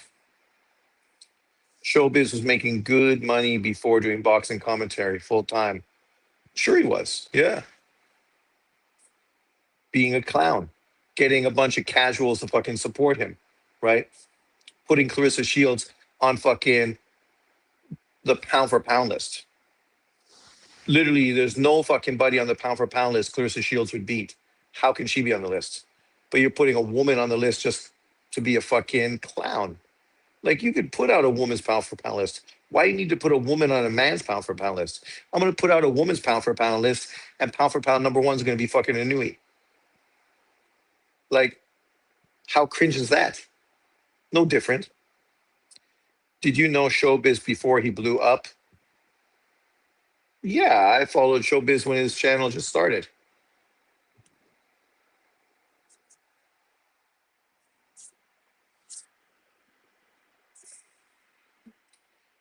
Oh, okay, thanks. Yeah, no, this Vargas is the good brother, the one that they think potentially could be a future superstar, right? Marketable, good talker, exciting style. He's kind of the Ryan Garcia, but not cringe, right? Yeah, remember Showbiz back in 2020 doing boxing content and just didn't translate with me. Good for him for the success, though. Yeah, well, that's the thing. You know, he was trying to walk the fence as far as, you know, trying not to offend people because he's trying to build his platform for, LDBC guys, and then build his platform for fucking pro Mexican guys, and then build his platform for pro women boxing and for UFC. And, you know, obviously you got to do a lot of fucking tap dancing. And I don't mean that in the racial connotation. I just mean you got to be putting your feet a lot of different places and watch where you step, because inevitably you're going to say something that's the wrong group is going to fucking, you know, what is it? I can't even remember the term when they fucking put you on the cross. You know, people are happy to fucking call you racist, a coon, a sellout. People going to throw that shit out with one comment they disagree with. One comment. But no surprise. Uh, then you get women and men on the same pound for pound list. Exactly. Like, you do that and a crucified, thank you. I don't know why it fucking just wouldn't come to my mind. Like, come on, man. Why are you putting fucking Shields on a men's pound for pound list? She probably not even number one on the women's pound for pound list. She isn't number one on the pound for pound list. But you're gonna put her on the men's list. Like, that's all you're doing. Like, fucking blowing somebody, right? And who you blowing if I can get on here? And literally every time you open, I fucking never listen to it because he's cringe. Cringe. I see Carissa's next opponent is 42 with a record 5-1-1. But she's a champion. She's a champion. Clarissa Shields is gonna win a world title from a champion. A 5-1-1 woman who was 4-1-1 when she fought for a vacant fucking title, right? She won the vacant title, and now she's a champion at 5-1-1 and 42 years of age. And people are gonna act like she's fighting a champion. It's like, man. Once again, let's address JB. You want to talk about resume? You want to push Clarissa Shields pound for pound number one above every other woman in the sport. But then when it comes to male boxers, you got nothing but fucking shit for them. If they don't look like you, that is. We know why you got her there, because she looked like you. And she looked like you. She really looks like JB. Put a wig on him and he looks just like fucking Clarissa Shields. But where's the fucking equality? Why aren't you holding her accountable to the low level fucking competition she's fighting? Like, let's just take a quick peek, just to put things in context. This ain't hate, this is fact, right? Nothing but facts, brother. K. Scott, last three fights in a row, draw, and a win. Yeah, well, that's it. She's quality. So Katie Taylor, right, who should be pound for pound number one, 25-1, 6 KOs. Her one loss, she revenged it, right? Let's look at her last 10 fights. So she's fighting this girl, Flora Feely, who's 12-0 right now. People will shit all over her for fighting an undefeated fighter who's 12-0. The reality is it's her retirement fight in a big venue, PO, in Ireland. So we understand why she's doing that. But before that, Amanda Serrano, Chantel Cameron, Elizabeth Carbajal, 19-0, Amanda Serrano, uh, Sharapova, 14-1, Jennifer Hahn, 18-3-1, Natasha Jonas, Olympian, 9-1-1, Mariam Gutierrez, 13-0, Delphine Persoon, 44-2. I mean, I can go down the list all the way to her fifth professional fight when she fought Nina Menke, right? Nina Menke, who currently is 21-3. But then you go, Katie Taylor sold out 80,000 white girl greatness, 80,000 in fucking less than 24 hours, right? Let's put it in context. Uh, there's no way fucking Clarissa Shields is ever selling out fucking 80,000, ever. Clarissa Shields, 18-0, 3 knockouts. Bigger girl, less knockouts than Katie Taylor. Her last fucking 10 fights. Kay Scott, 5-1-1. Cruz, not a bad opponent, 10-2. 10-2. And that's like one of her better opponents. Lanny Daniels, 11-2-2. Danielle Perkins, 5-0. Lepage, 7-1. Corngy, 16-5. Savannah Marshall, probably the best opponent she's faced, 12-0. Kozin, 21-0-1. DeCare, 17-0. Came up huge weight divisions to fight her, but obviously quality fighter as well. Habazan, 20-3. Hammer, 24-0. Right? People are going to go and talk about, oh, she fought Hannah Gabriels back in the day, 18-1. Hannah Gabriels since then has fought 4 times, been super inactive, basically retired. Like, her resume hasn't aged well. She hasn't faced fucking world champions. She's mostly fucking won vacant titles. Like, man, you're comparing somebody fighting elite world champions to win fucking titles compared to someone moving all over the map for different divisions to win fucking vacant titles. Just to say, oh, I've become undisputed in 3 weight divisions, 4 weight divisions, 5 weight divisions. Who cares? There's no women in those weight divisions, literally none. Remember, these people want to shit on smaller boxers because they fight in divisions nobody watches, right? Okay. So let's take a quick peek of that. So, okay. So we want to do that. Okay.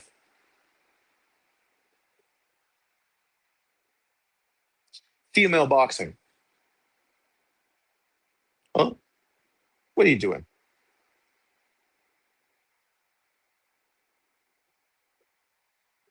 Female boxing. Heavyweight boxing. 48 boxers. 48. That's how many heavyweight women boxers there are. 40 fucking 8. 48, right? You're fighting girls in a division where there's 48 world fucking champions. 48. The number 2 girl from Colombia, 7-0 with 7 KOs, right? 25 years of age. I mean, she hasn't beaten anyone. 14-10, 14-9, 9-6, 0-1, 2-5-1, debut, 8-5. Because there's nobody in those fucking divisions. Nobody. Compare that to 105 pounds, the smallest division in men's boxing. There's like 500 professional men fighters compared to 48. 40 fucking 8. Gold medalist too. Katie Taylor is undoubtedly the best female fighter ever, for sure. Taylor has fought many unified champs, multi-weight champs, and future or current Hall of Famers. They did with Shields what they did with Ali, just marketing them as the greatest without proving it. To be fair, when Ali was fighting, women's boxing was not that great, right? They also marketed the coal miner's daughter, right, as a future great fighter. Meanwhile, European fighters they ignored. like Lucia Riker, who I thought was the best female fighter at that time. 80K to watch a woman is insane. The event is going to be good time for the Irish for sure. And out of 48, I bet half of them are over 40 years old. Over 40 years old with losing records, right? So we saw the woman who was ranked number two, Colombian girl with 7 victories. Mexican girl, 7-3-1. She's number three. Number four, South African fighter, 4-1. 4-1. Doesn't list her age because she's probably fucking 80. She looked pretty old. Number five, French fighter, 4-0. 39 years old. 4-0, 39-year-old. Number five, another South African fighter, 7-10-3. The top five fighter, number five, was 7-10-3. A losing fucking record. Just lost to a girl who was 3-1-2. Then you get a Nigerian woman, 8-1 with 8 KOs. Not bad. 29 years old. Her only loss came early in her career against a 7-0 woman, where they put her in too early, right? She ended up beating that girl by knockout when they rematched her. So really, her potentially she's not bad. Maybe they put Clarissa Shields in with her, a power puncher, Nigerian, right? You know, she could be the real deal. At number six, another South African girl, 15-15, 40 years old. Like, you can't make this shit up. You go to Katie Taylor's division, man, it ain't even close to the competition. At number five, I can guarantee you the woman does not have a fucking losing record. What's Katie Taylor fight at? Lightweight?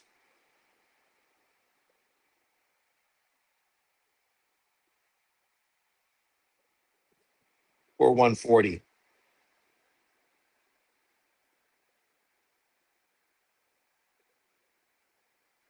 Ah, okay. Maybe super lightweight? Yes. So number five, Australian girl, Sheila Yama, 7-0 with 3 KOs.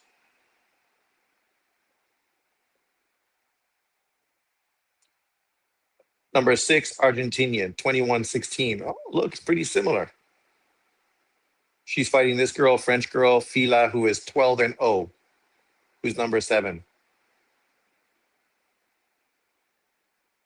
4-0 with 4 knockouts, number eight. But when you go above that, you got Sandy Ryan, 9-3-1, and Estelle Mosley, 12-0-1, right? Ex French Olympian. Women's boxing, right? The divisions are just not that deep, but once you go up to bigger weight women, it's even fucking more pathetic. Shame we had never got to see Ann Wolf versus Layla Ali. Yeah. Salute, Sean. What do you think about Usyk vacating all his belts? I don't think it's a big deal. Like, obviously, he's coming to the end of his career, so he just doesn't want to fucking have to follow the sanctioning body's directive. And who could blame him? And also be paying those fucking jokers? Fuck them. Why does he have to pay them? Right? I see they elevated Cabial to the official WBC champion. Yes, they did. Now they can get Cabial to fight fucking Deontay Wilder. There you go. Fernando Vargas.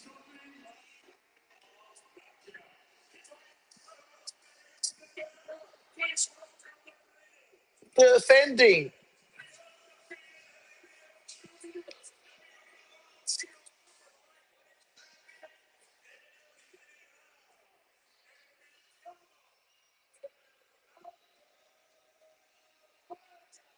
What's his face got Velcro shoes like a baby, like a kid. He can't tie his shoes. He's too fat. Like, imagine that. You're like fucking a promoter for Top Rank. You got a fancy suit, and then you got fucking gold Velcro shoes, like fucking a 6-year-old or an 86-year-old. Like fuck me, man. Uh, Vargas ring walk with beer sip was the best.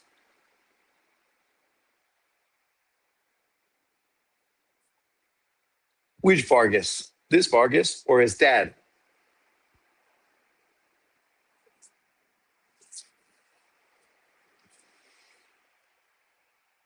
This Vargas got one of those weird backs. Looks like he's going to be a hunchback, rounded back.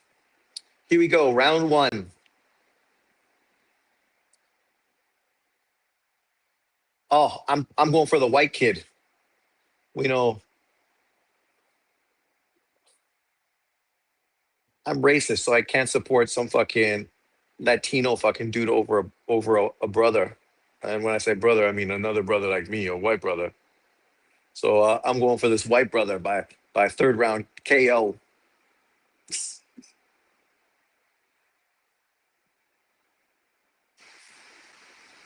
Obviously, that's tongue in cheek. I'm going for Vargas with fourth round knockout.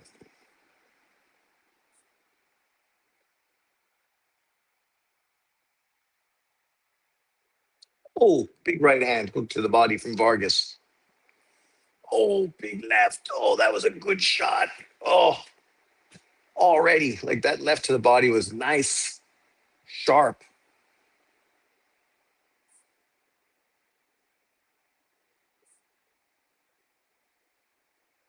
The kid he's in with, not bad.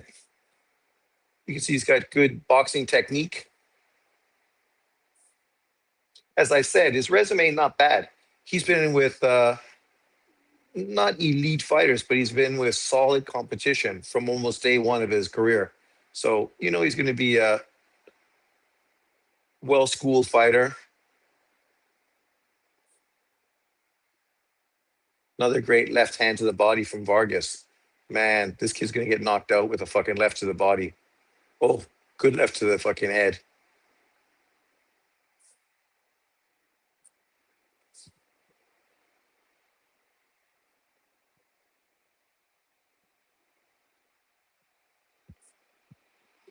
The question with Vargas is he going to be a better fighter than his dad? He should be more professional than his dad. Obviously, you can learn from where your dad fucking sort of made mistakes. Tio sitting right behind Bob.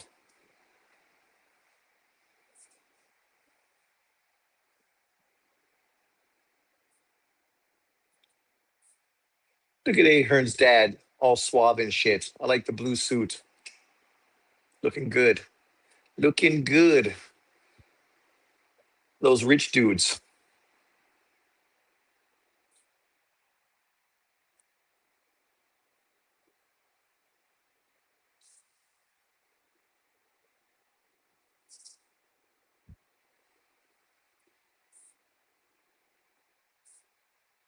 Nice straight left from Vargas. Vargas looking really sharp, man. Really sharp. Good fucking round. The kid that he's in with was solid. Not bad, right? Maybe a little too fucking straight up and down, a little too right in front of him, not using much side to side movement and not changing levels. If he did those two things, he'd probably be far more effective than he is right now. Is it my TV or did the zone get much better camera quality? I don't know. I didn't think the problem with the zone was camera quality. I thought the problem was fucking sometimes the connection overall. Who is the Dante? The Dante?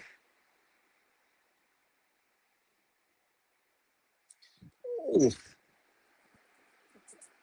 oh, that shook his ears.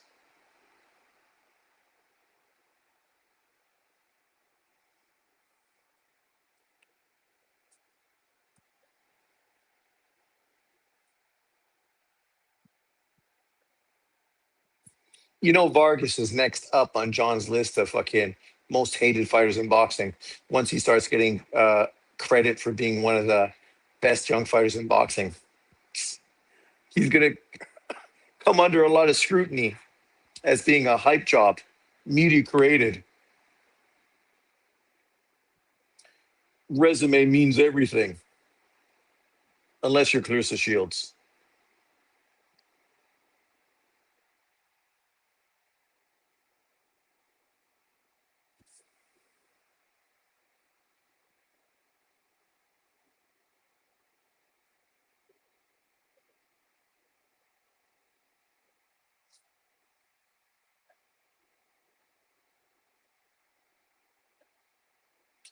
I would never wear a white suit.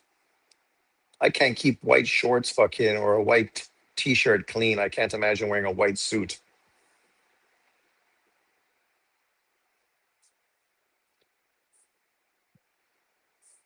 Keeps being more effective this round. Mills.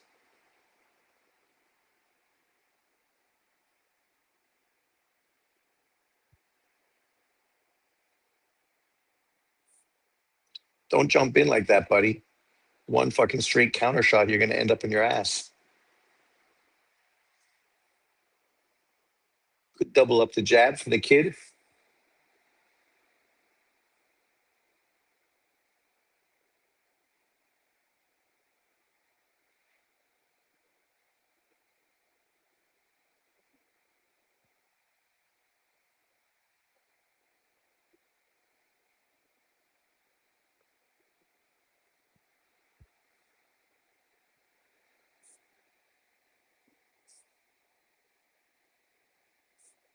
Oh, there you go. Good counter shot for Mills. Mills might be winning this round.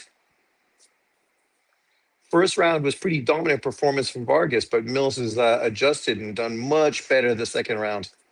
Oh, there you go. Nice short left from Vargas. Trying to catch him with that counter fucking hook.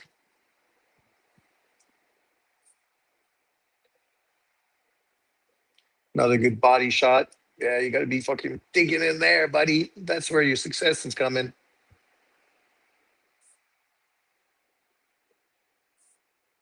There you go.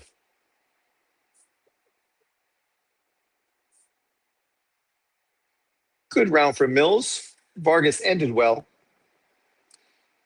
They aren't like their dad. The Vargas brothers, you mean? This one more so, but you got to think about his dad, right? His dad was an Olympian, right? Did his dad win a medal in the Olympics? I can't remember. He must have won, I think, 1988 Olympics.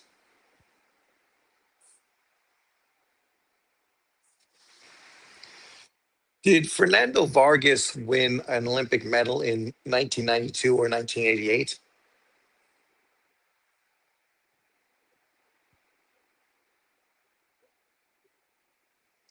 No, Fernando did not win an Olympic medal in 92 or 98. He was actually not in either Olympics. I thought he was an Olympian. Why? His Olympic appearance came, oh, 96. Oh, sorry. So he was in the Olympics. Presented US as a welterweight. He won his first belt, but lost the second round and finished ninth with no medal. Amateur highlights was 94 US Championship, 95 Pan Am Game bronze medal. No Olympic medal. I don't know why. Some reason I felt he was a Olympic medalist following the Golden Boy, but maybe that's why fucking the Golden Boy gave him such a hard time and why he had such a fucking chip on his shoulder. But still, high level amateur, something his sons never were. I don't think his sons really started boxing until they were all a little older.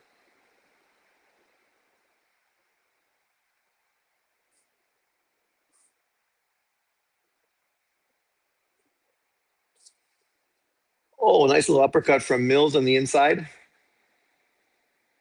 Mills is good with that jab, right? Doubling it up, tripling it up. Smart.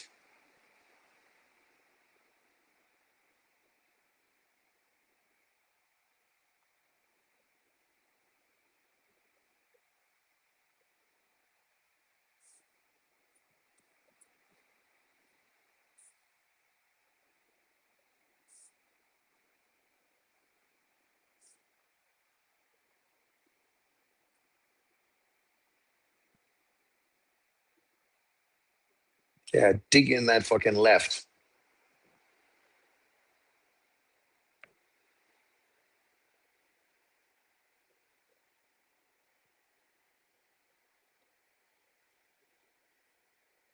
There you go. He's good with that left hand of the body. Solid shot, man.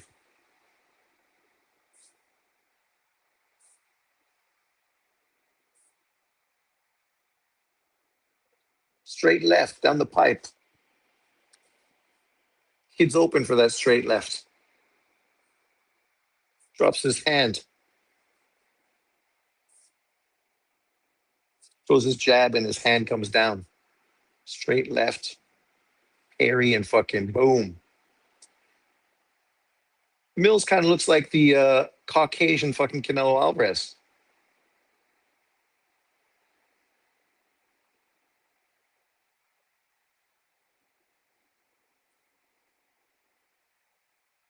Yeah, that's not a knockdown. Really? That's not a knockdown. Come on. That's a push. Come on, ref. That's not a knockdown. That was totally a push. Didn't even fucking land like a clean shot. Open fucking hand.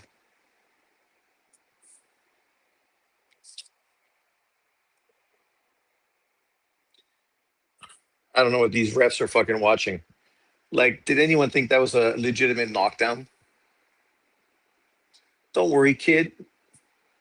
You got to just keep doing what you're doing. Don't let the refs get in your fucking head. There's shit. A little mouse under his eye from those straight lefts.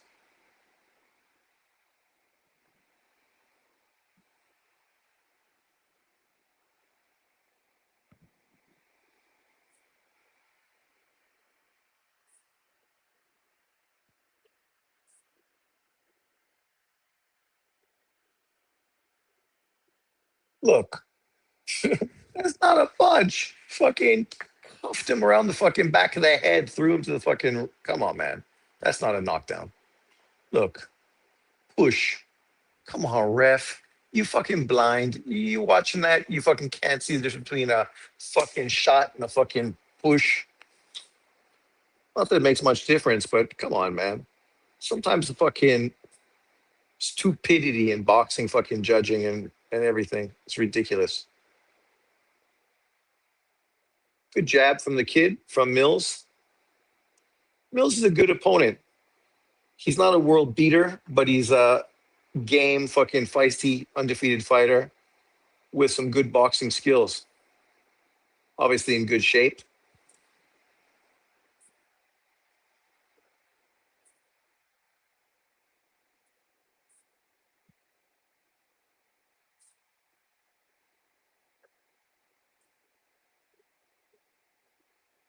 Oh, now that was a good shot. The one I told you.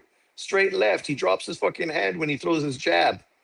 Good timing. Oh, that one fucking rung his bell. That's a fucking knockdown. Legit. Good fucking shot. Man, another straight left and then to the body. There you go. The left was there. There again. Hit the body. Oh, right hand. Yeah, ref stopping. Hey, he was game, ref. He was game.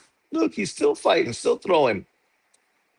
That was a good stoppage from Vargas. That fucking left hand was legit. Really fucking solid punch, man.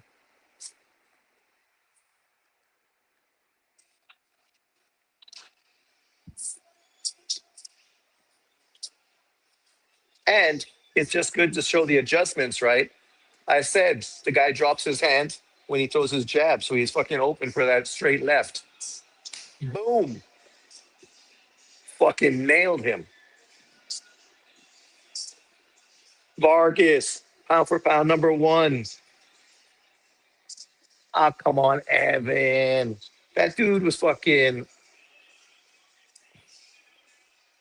Oh, Evan, you're so negative. Come on, man. Lighten up. You're too young to be so negative. Chill.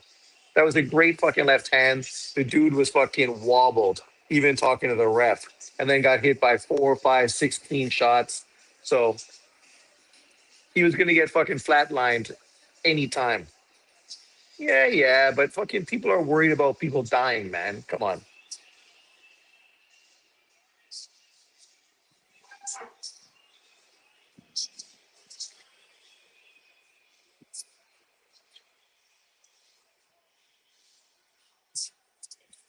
Where's the brothers? How come they're not in the ring?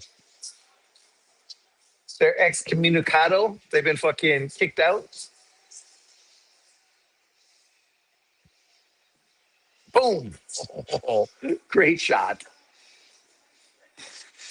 Great shot. And look how he's fucked up after that shot. Oh,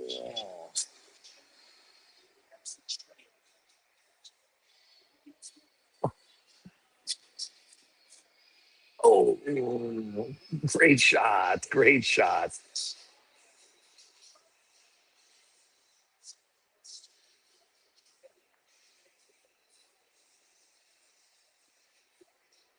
That's why the ref jumped in. Look at that shot.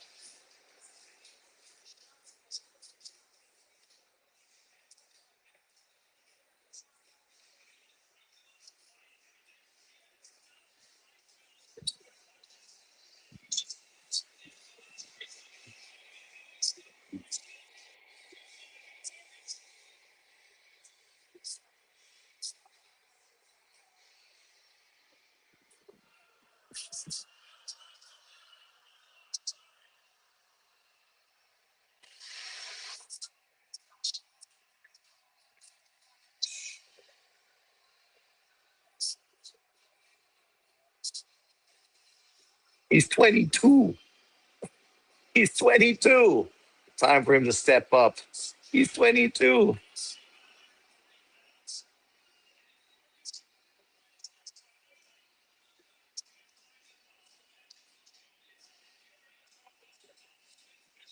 Man, put the pipe down, Evan. Put the pipe down. Dude, you with your takes. Literally, you should be on a fucking talk show because you're full of bad takes consistently. Consistently. Maybe we should just hype up Sugar fucking Nunez some more.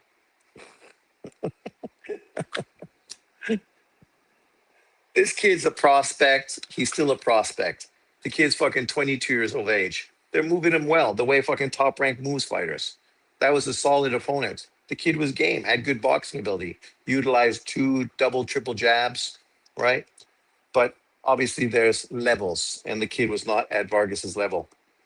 I hate this new model of every average card being pay per view, but at least I can watch most of the fights here. Yeah, I know.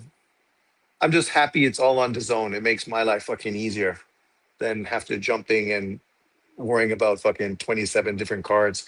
I just hope what the rumor about the PBC coming over to the zone is true. Because then literally every boxing would be on the zone, except of course Zufa. And that's fine. At this point, I'm not too worried about fucking Zufa.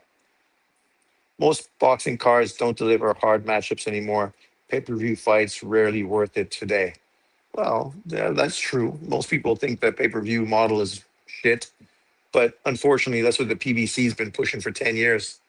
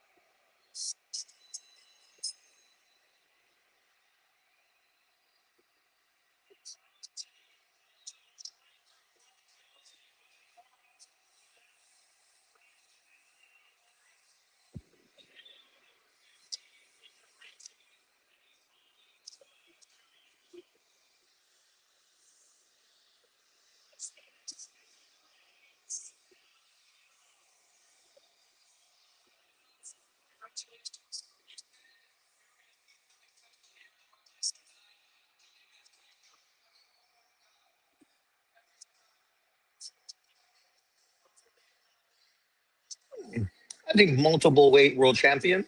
I don't know if he's going to be pound for pound or not, but multiple weight world champion, crowd favorites, because it's fucking a sport nobody watches. It needs to be more competitive.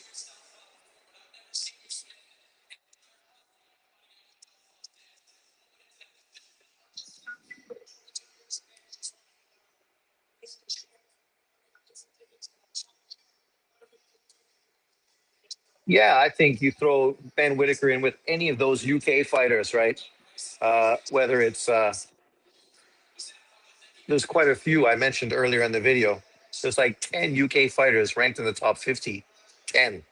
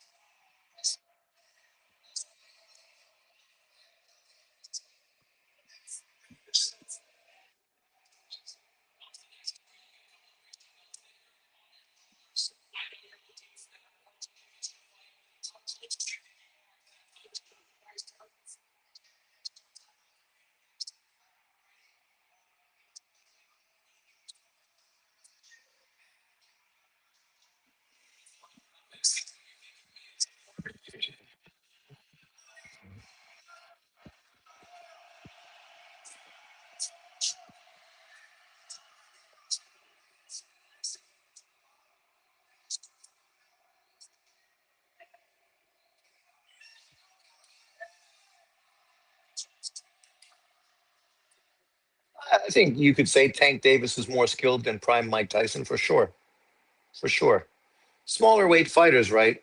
Skill is generally better than heavyweights. Obviously, Tyson was very skilled for a heavyweight, which made him stand out. Also, I mean, what was his defining factor was his speed, right? Hand speed with the power connected to it, which made him fucking dangerous and throwing in combination. But as far as Tank Davis, I said is a more skilled fighter, like a guy that can counter punch, a guy that can fucking sit back and take the openings, not necessarily need to be aggressive. Tank could be aggressive, I'm sure. I mean, he's shaped like fucking Tyson. If he fucking just put his hands there and fucking buried his chin and used his power to fucking try to get guys out, he would be effective as well. The difference is he could also outbox the guy like Cruz with a broken hand. He can also counter punch at a very high level. Um, yeah, so I would generally pick, in most cases, the smaller fighter over the heavyweights. The one place where maybe that doesn't always work is when you talk about Ali. Like I know people talk about how Usyk is the best Ukrainian fighter, but skill wise, Usyk is not better than Lomachenko. He's been more successful in divisions where the talent's not as fucking deep, not as competitive, where you're fighting much more one-dimensional opponents, right? The guys Lomachenko were fighting, fucking far more skilled overall. You think of like prime Ali. Ali had fucking unbelievable jab, just like Larry Holmes. Good right hand, but left hands were mediocre. Didn't really, I mean, never went to the body, right? Obviously had huge hand speed and could flurry, but skill wise, you compare him to Sugar Ray Leonard. I'm trying to think what great smaller fighter. Oh, Shaki. what great small fighter was around when Ali was champion? Obviously, Leonard came a little later in the 70s, but in the 60s, Sugar Ray Robinson wasn't around then. So, who was a great small fighter, an American at the time when Ali was like in the 60s? Somebody help me out. Give me a name. But yeah, I don't know why I can't think of who was a dominant fighter. Let me just ask AI, even though the list is terrible, at least you can give me some names. What was the pound for pound magazine's top 10 list in 1967?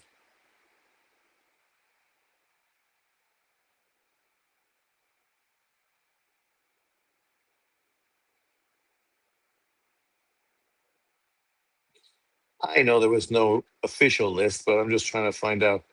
Ah, Emilio Griffin, obviously a Hall of Famer. Yeah, mostly non fucking Americans, right? Nino Buenavute, Argentinian or Italian. Carlos Ortiz, Cuban. Dick Tiger, I think Nigerian. Ali and Emilio Griffin. Like this is the 60s, right? And where was the American domination in boxing then?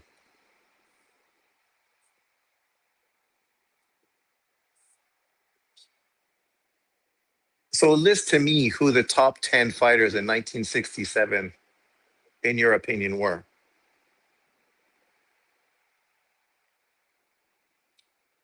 Ali, Emilio Griffin, Carlos Ortiz, fighting Harada, Japanese fighter, number four, right, in 1967.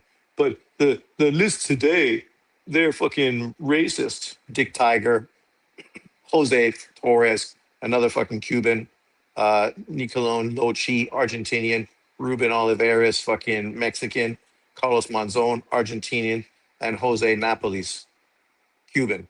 The only Americans were number one and two, Emil Griffin, welterweight, middleweight, and Muhammad Ali. So, that's it. You go back to 1967, before I was born, 59 years ago, and Cuban Argentinian fighters, even a Japanese fighter, were fucking considered pound for pound top 10 at that time. But John still can't fucking deal with non-Americans being fucking all over the list. But here, there you go. There's two fucking Americans, only two. But that's why I say Emilio Griffin obviously was a great fighter, a Hall of Famer. Was he more skilled than Ali in 1967? Probably. I haven't watched enough of him to really give a good impact.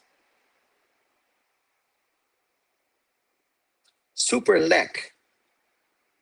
Do I know his girlfriend on social media? Does that guy have like tattoo on his head? Muay Thai is different breed, man. It's better product with less mismatches. Dude, you can keep pushing this narrative, but you're speaking to fans that enjoy a different sport.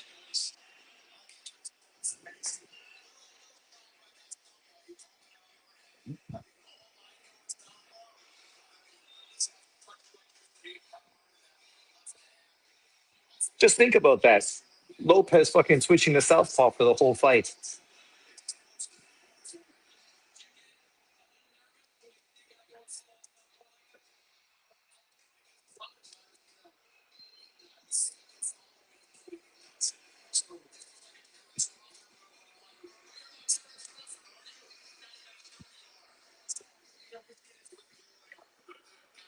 Hey, UK man's in the house.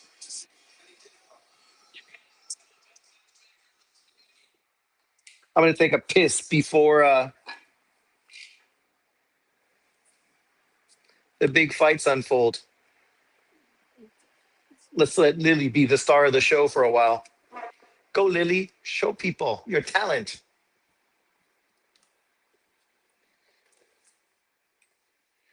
Her talent is eating, pooing, and sleeping. She's got the third one locked down.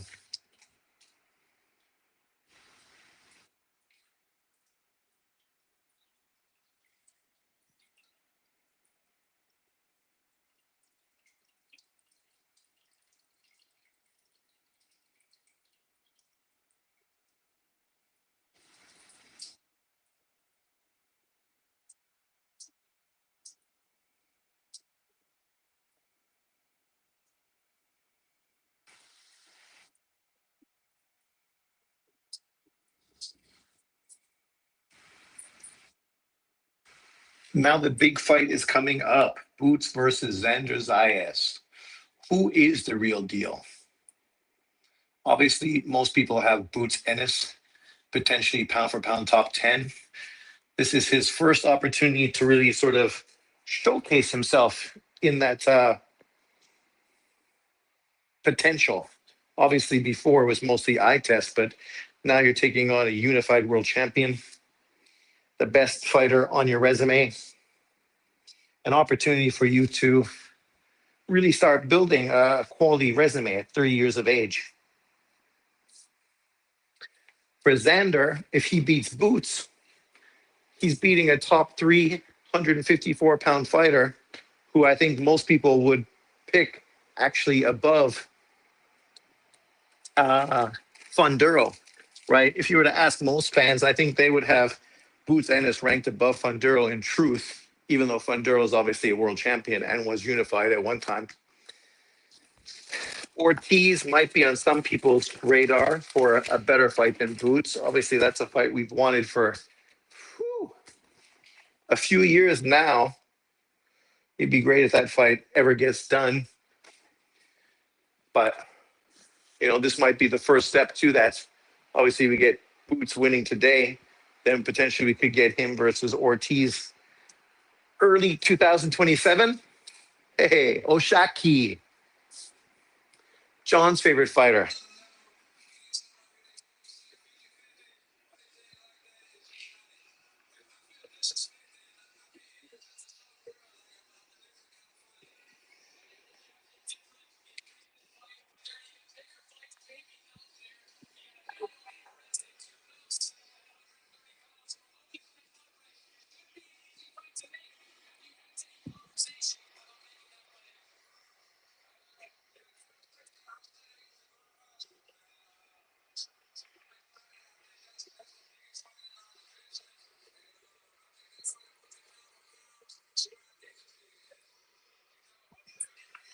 That's true. Beat Navarrete, become three belt unified.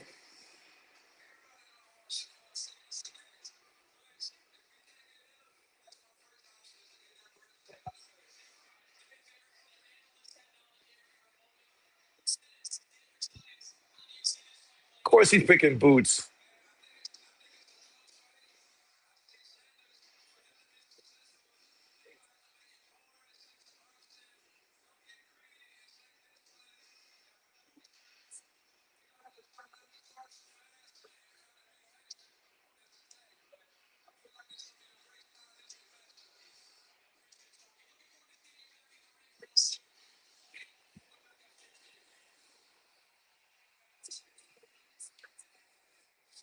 Oh, let's get it on. Uh, I respect Zayas for taking the risk early at his age. That's it, man. Like, he kind of is exactly what you want, right? You want guys taking on the best. That's what he's doing. Many boxers would not be willing to do it. Zayas is also bigger than Boots. To be fair, if Boots wins, he deserves credit. Uh, I used to be a big fan of K1. Yeah, Buka made that global. Buka. Bukakaka. Bukaka. Boo, boo, bukaka. Bukaka. Look at that. Fighting Hereda, the great Japanese fighter. Of course, in John's opinion, he'd be a bum. Japanese former professional boxer, widely regarded as one of the greatest fighters of his country's history. He became a world champion in both the flyweight and bantamweight divisions in the 60s with an aggressive, high pressure style that made him an international boxing star in the 60s. Turning professional in 1960, quickly established himself by winning his first 24 fights. In 62, he captured the flyweight title by beating a Thai fighter, lost in a rematch, and then moved up to become a bantamweight champion,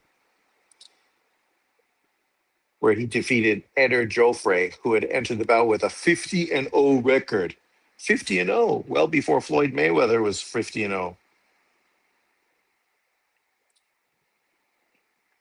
Who else? Ortiz, Carlos Ortiz, Puerto Rican fighter, not Cuban. once I thought about it a bit more. Carlos Ortiz, Puerto Rican professional boxer, widely regarded as one of the greatest lightweight champions in boxing history.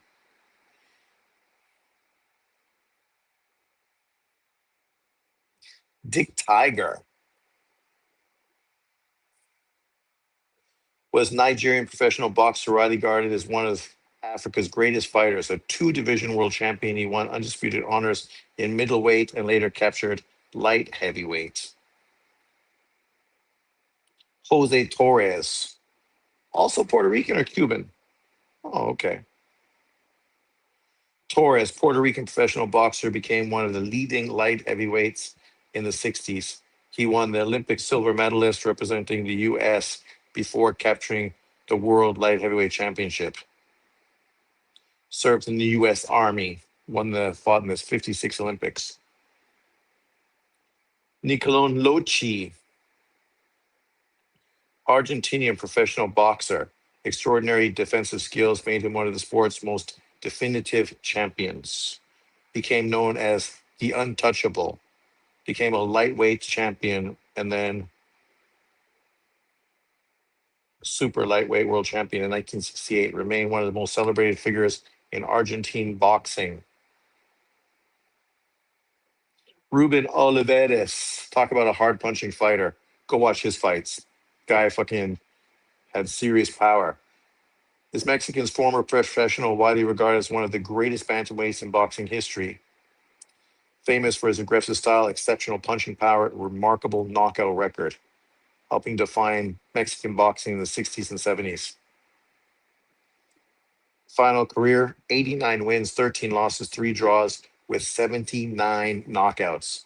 79 knockouts in fucking 89 victories. What a fucking monster.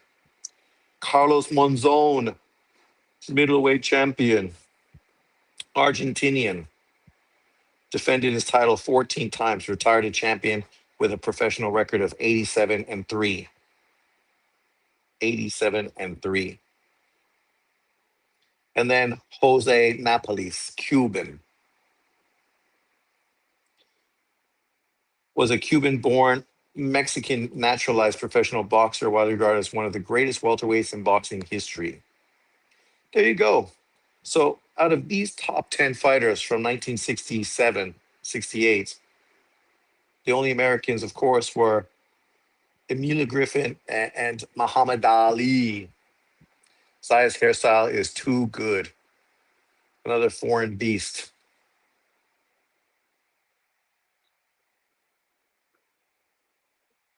The winner needs to man up and fight Jesus Ramos.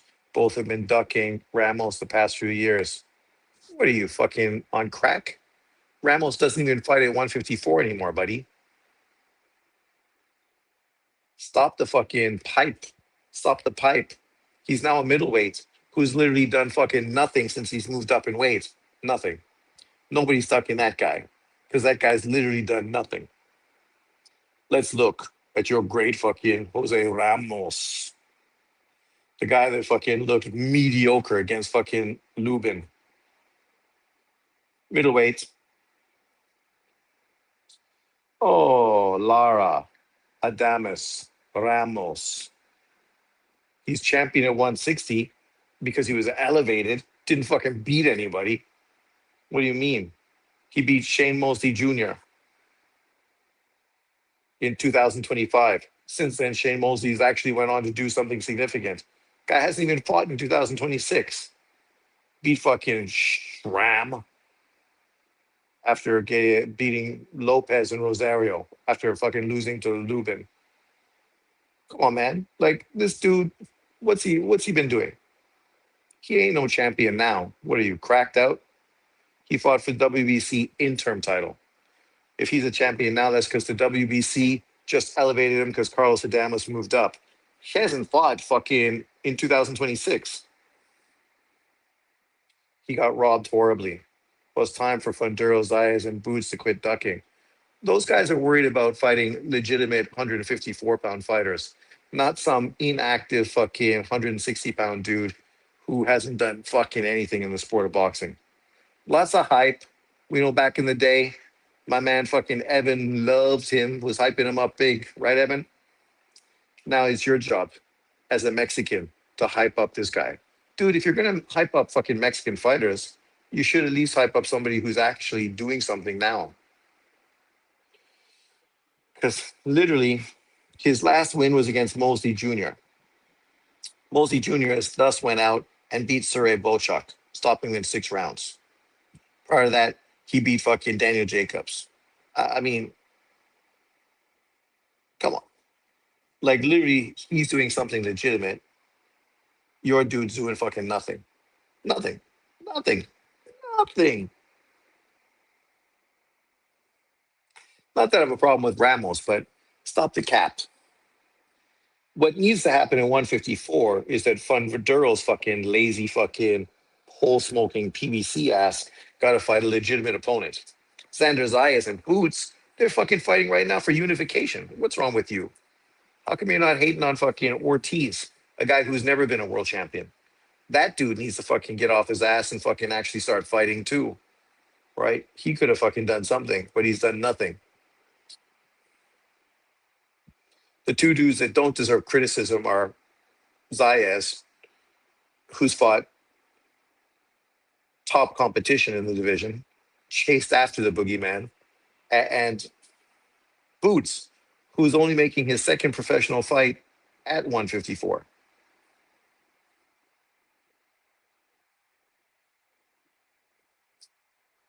Look at the costumes on Boots. I think if I was a boxer, I'd just have one costume, and that would be my thing.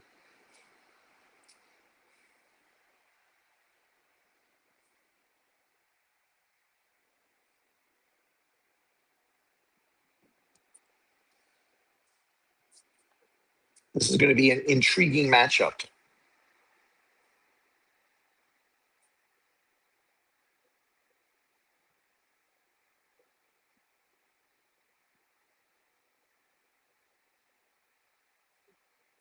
I need food.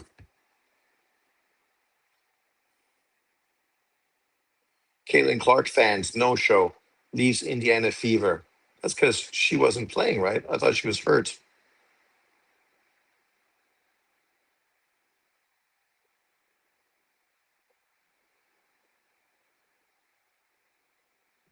Ronaldo was ordinary in his performance versus Colombia.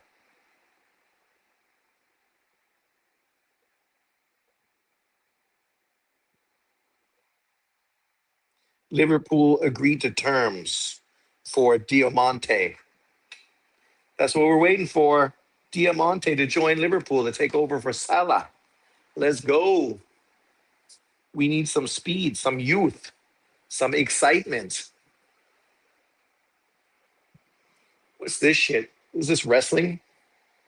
Forbidden Door. So it's gay wrestling. Gay wrestling. Forbidden Door. What the fuck is Forbidden Door? That's some cringe shit there. Virgil Ortiz says he's better than Jaron Ennis. Oh, people fucking cap all the time.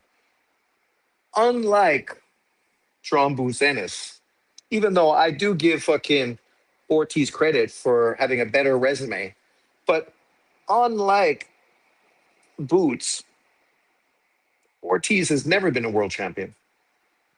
Boots is in position to become a two-weight world champion. Ortiz still has zero fucking titles. Zero. He's thinking about joining fucking the backdoor league. Because that guy fucked himself. Fucked himself with that stupid fucking move to try to get away from a golden boy.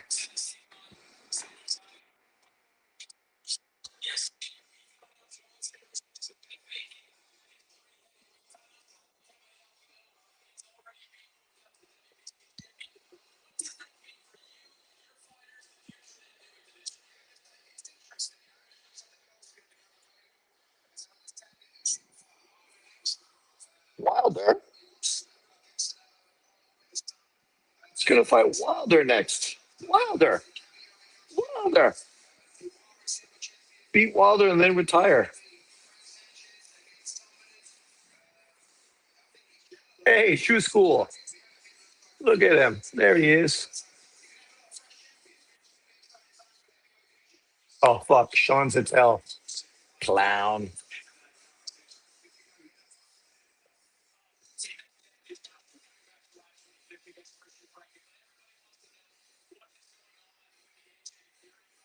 You come here. I can't come down.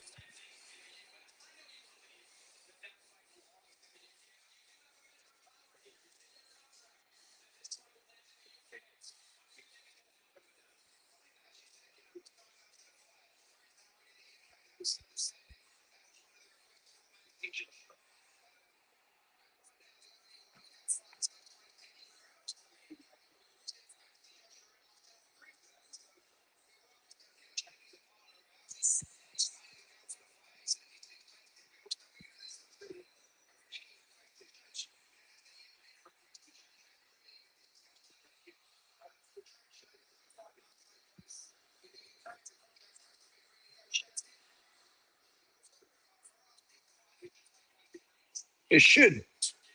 AJ Fury UK fight.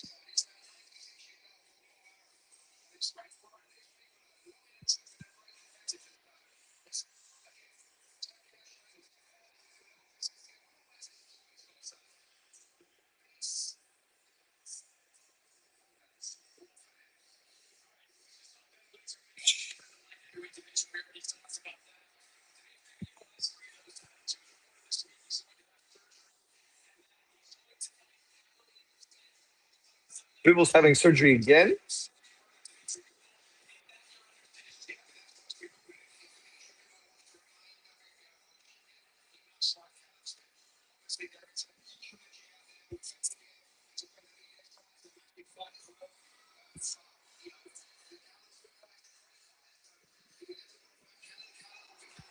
I like the Cal Smith fight. I think Bivol better Biev and Callum Smith. Then you fight him for the title afterwards.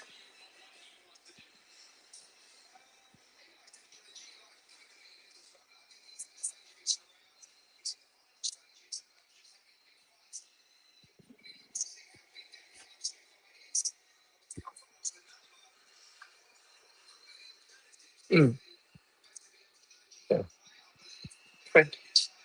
$20 million.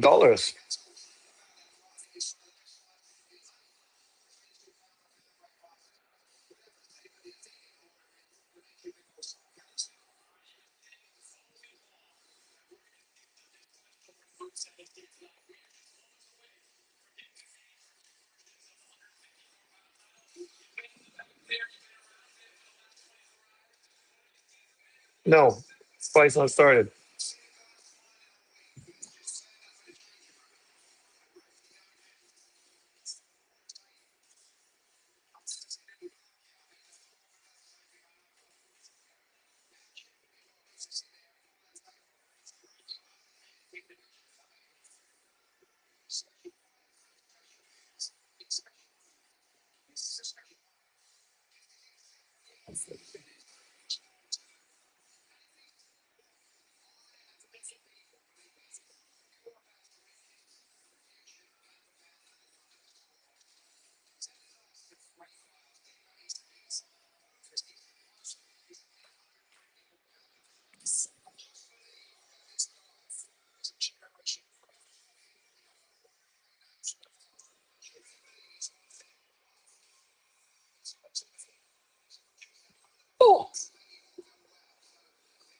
I know.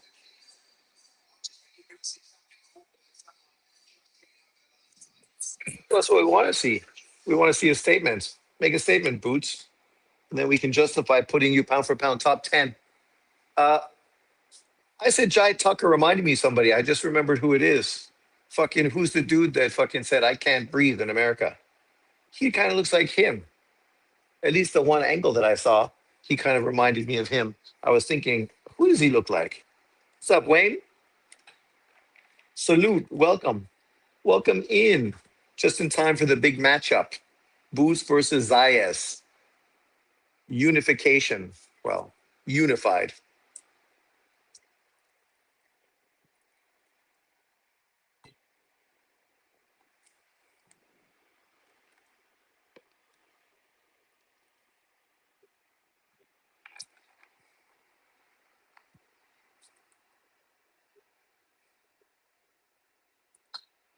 Thing is, with Barasa Bull, he fights at a much faster pace, higher volume than Boots does. So I don't think he's going to have the same success that Boots had. And my man don't fight anything like fucking Stanionis. So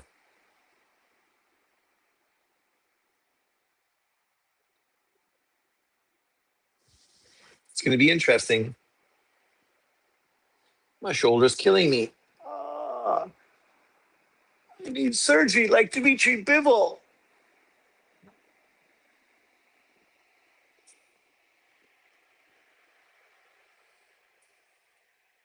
Dmitry Bivol having surgery again. Fucking Christ. The end is near. Once your body starts breaking down like that, not much left. I think I'm going to order McDonald's. Tough fight for both guys. Who you got, Sean? I'm leaning towards Boots because I just think he's got more tools in his tool bag. But I think the fight could end with Boots getting a late stoppage or Xander Zayas winning by split majority decision. We'll see how it unfolds. But I think either way, it could pan out either way. Oh, what's going on? What's wrong with my body? Breaking down.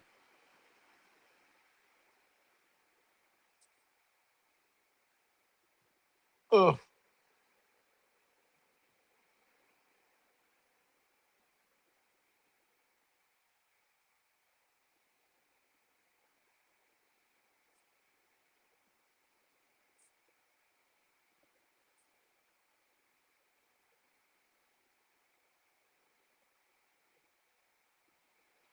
wow. Two surgeries in a couple of years. It's not good for longevity for Bibble.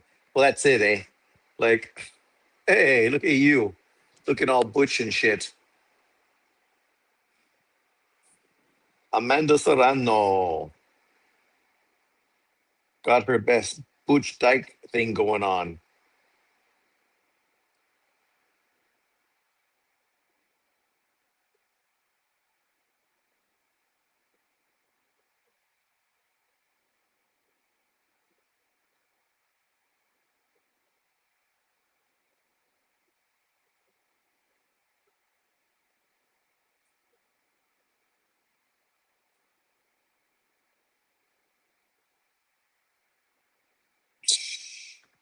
What's with that cheesy mustache, dude?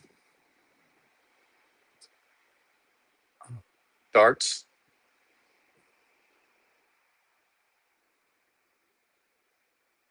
Hey, there you go. A great one. Chelsea. Chelsea, great. Be careful, you'll fuck your wife. He's like that.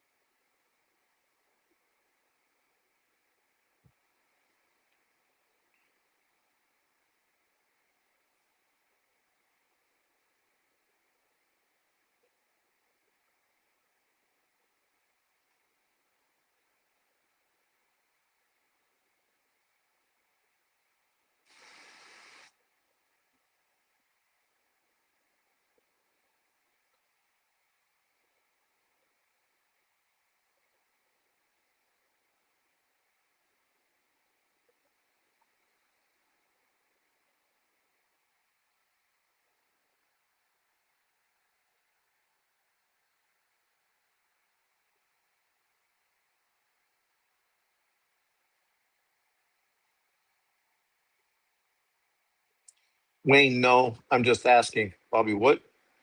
Where you see that? You see Usyk fighting Wilder next. Well, that's what they just said.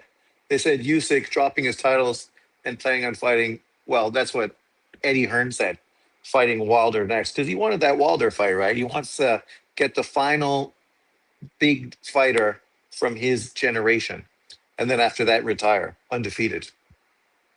That's not bad.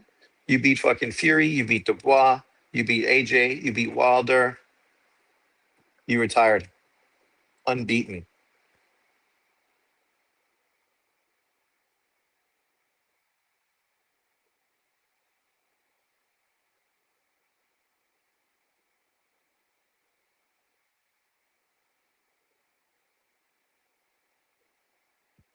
Ah, I better not order now.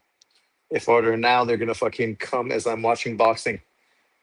Rico and Wilder as your last two opponents, kind of weak. Sure, it's kind of weak, but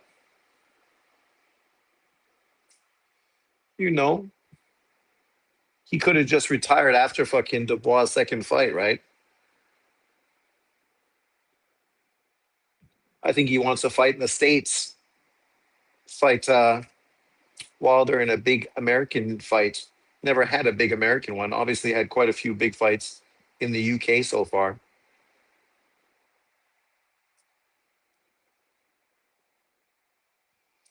No, we don't have DoorDash. We have Uber and what's the other one?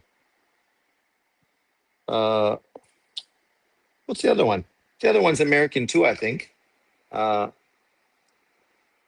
oh no, I guess it's not American. Food Panda. So we got Food Panda and Uber. No DoorDash. Uber Eats. Boy, I just use Uber Eats. No, no other main event. Vargas was the big one, and Ben Whitaker.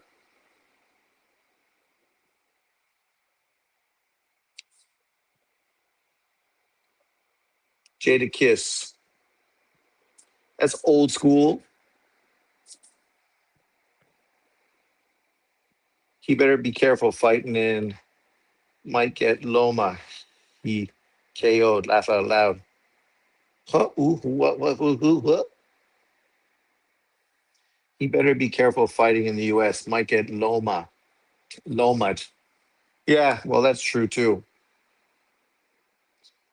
I mean, we know people would love to see Wilder fucking beat him, even if there's no titles in the line. Fight not going to start for another 10 minutes. Lomachenko's. Uh, well, they're doing their ring walk right now, so yeah, about 10 minutes.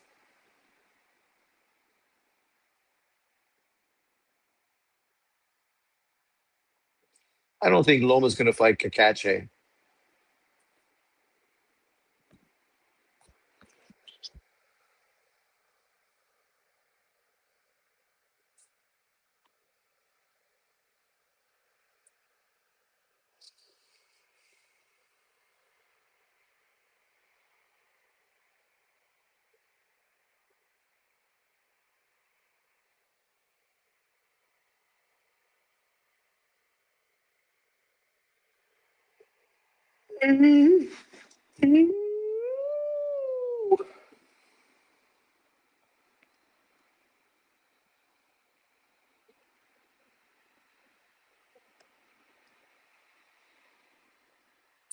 Xander Zayas.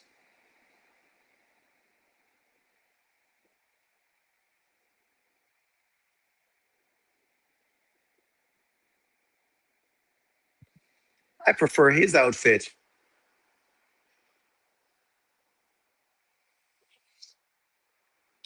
Who's he coming out to?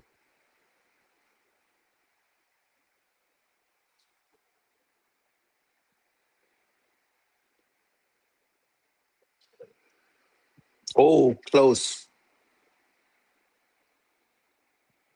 60-40.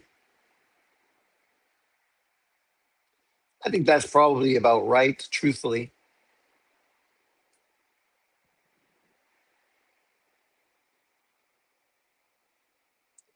Do you see Haney? Is Haney there? Haney's cringe, man. He got his fucking gold teeth in. trying to act like Debo, even though fucking little kids are bumping into him to fucking walk past. Because nobody's scared of that fucking dude. Let's just keep it real.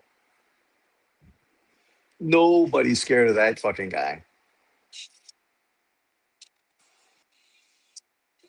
Puerto Rico.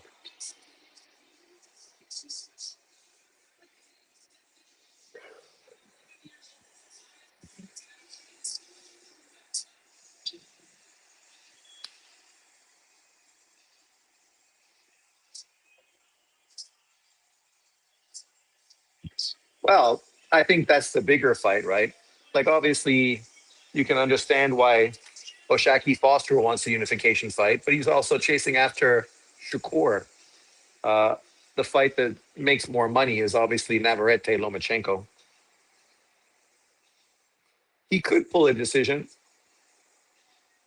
He's got to be fucking smart boxing wise. We've seen Boots struggle when he first fought Karen in their first fight.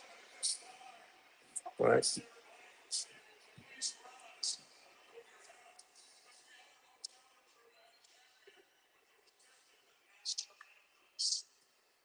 Oh, say, can you see by the dawn's early light?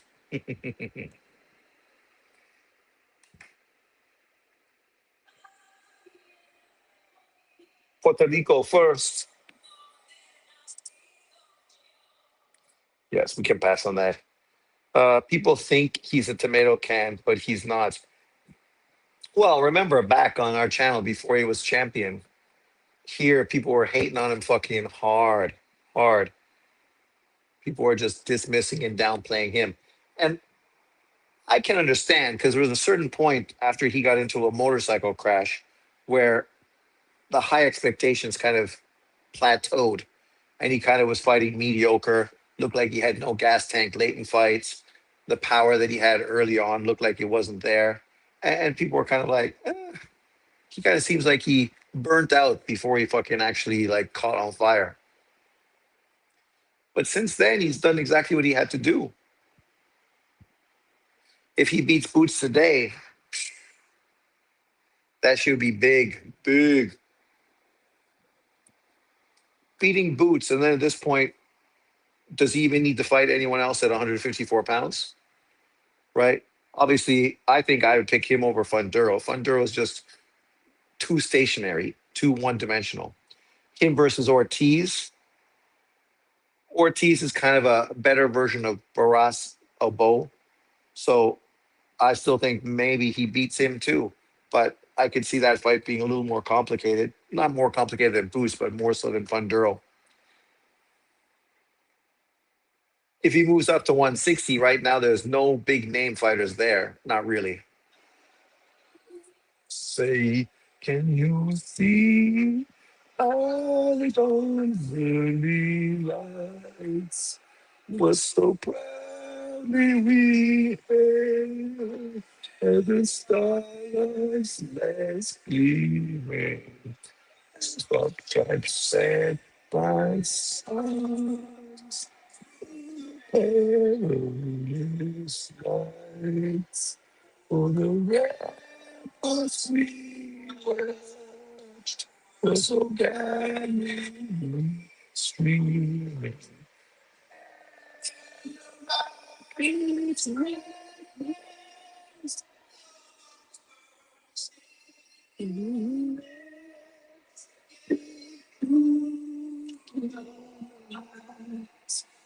I don't know why Americans don't like their anthem. I'm Canadian and I like the anthem.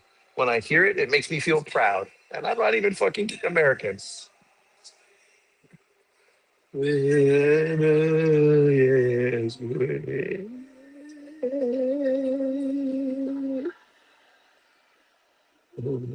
I is of the free, the home of the free.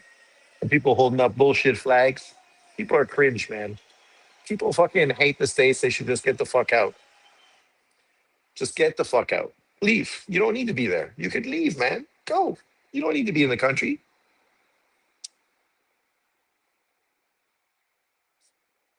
I think Loma beats Navarrete too. Yeah, even with ring rust, I think so. Don't get me wrong. I also love the Canadian anthem as well. It also makes me feel proud because I am Canadian. Brings the tear to my eye.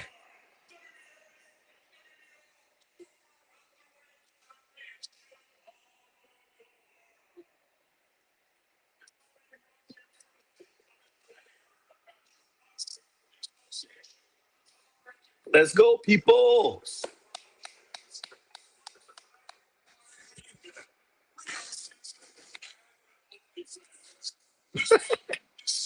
How does Riyadh season feel about that? That Riyadh season is very Muslim based, conservative country with OnlyFans. It kind of seems like a slap in the face, if you ask me, right? Whores fucking naked everywhere. And then fucking, well, seems weird.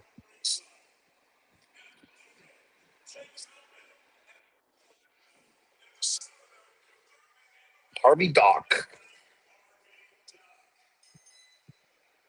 What's up, Doc?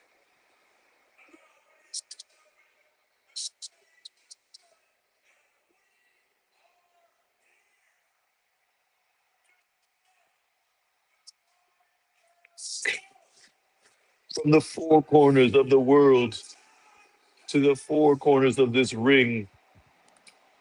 He tried too hard. Amen. Complaining about the country you're in while being able to complain about the country you're in. Exactly. Exactly. There's many countries where you couldn't do that. Now, I prefer to live in a country that where I can complain about the country.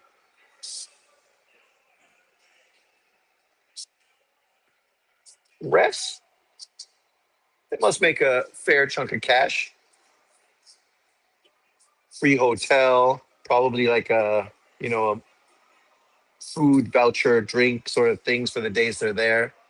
And then maybe 5, 10, 15 grand.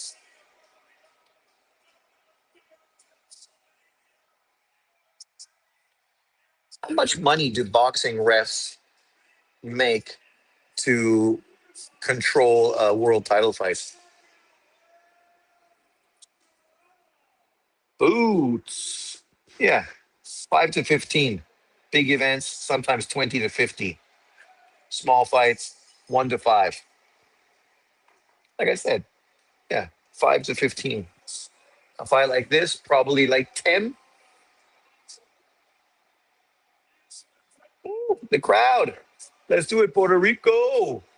The fans are excited. It must be the only fans.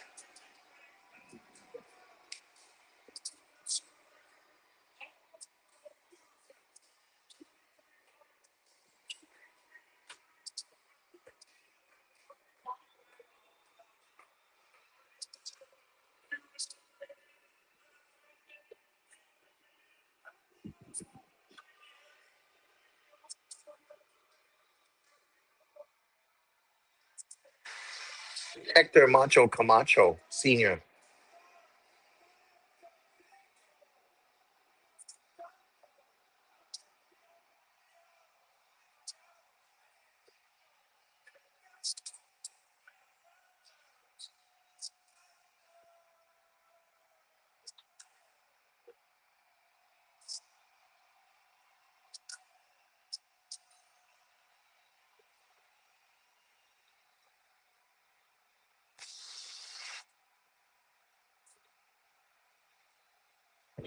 It's on.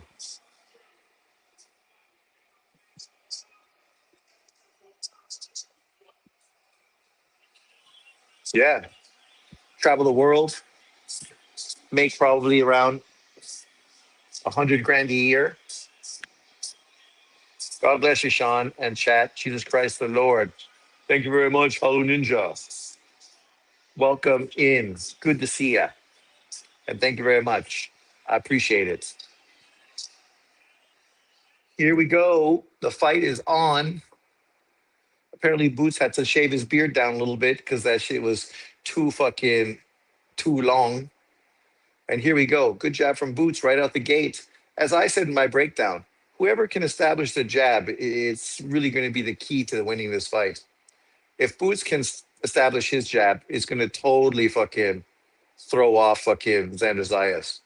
And if Xander Zayas can land his jab effectively, it's just going to make it difficult for Boots to do what he wants to do. But so far, Boots looks great. Xander looks slow and stiff.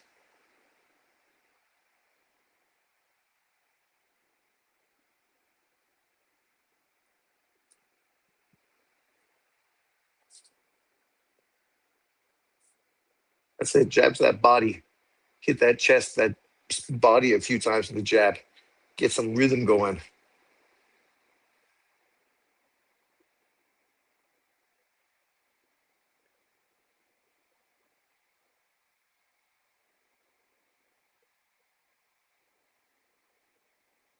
Ooh.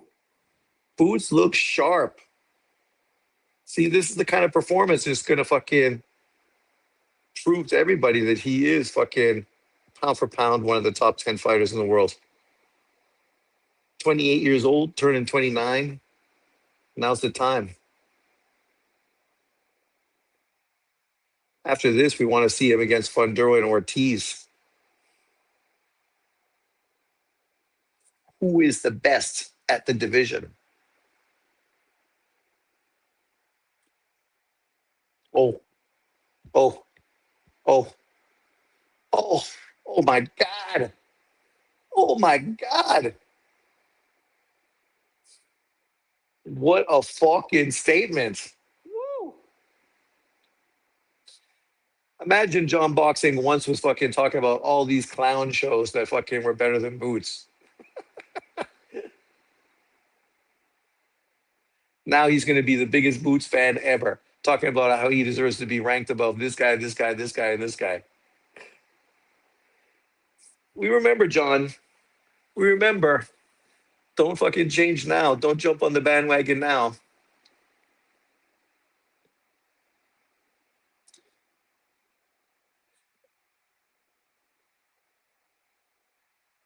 That's the thing. Xander Zayas hasn't been able to establish his jab at all.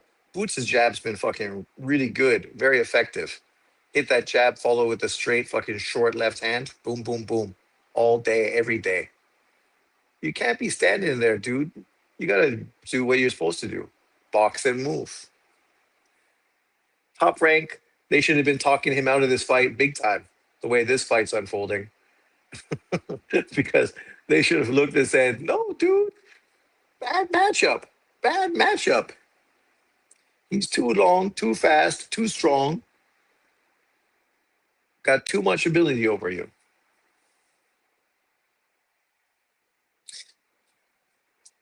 That's what we've been saying before.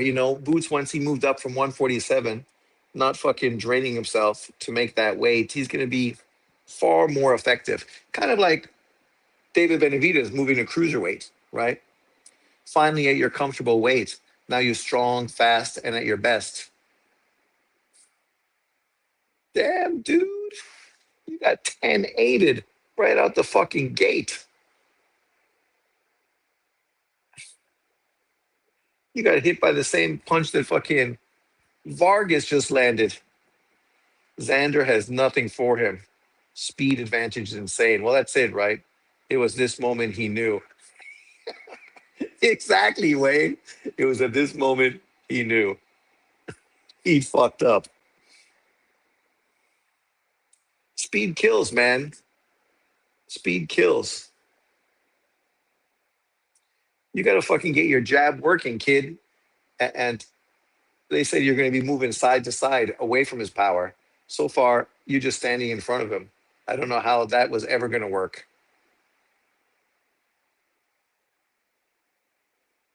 But now you can go to 160 and fight Jose Ramos.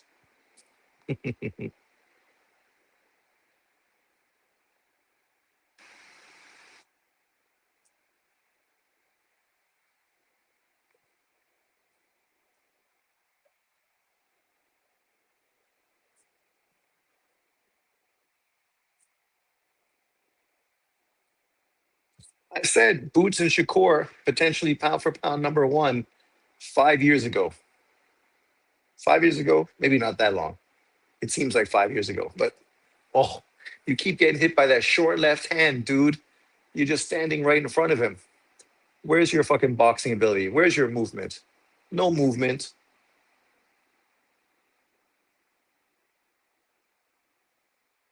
Fucking Andy Lee's like, no, man.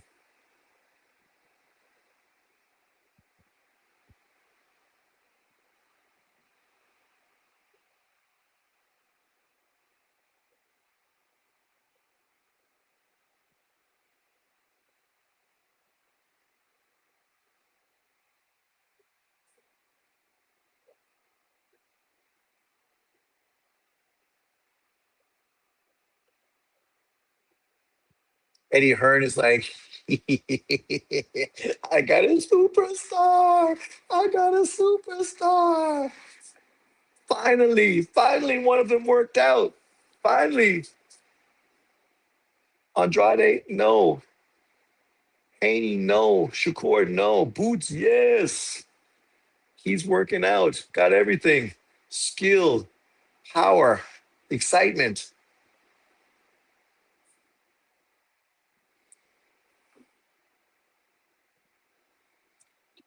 The jab, man. That's what I said in my breakdown. Who's winning the jab?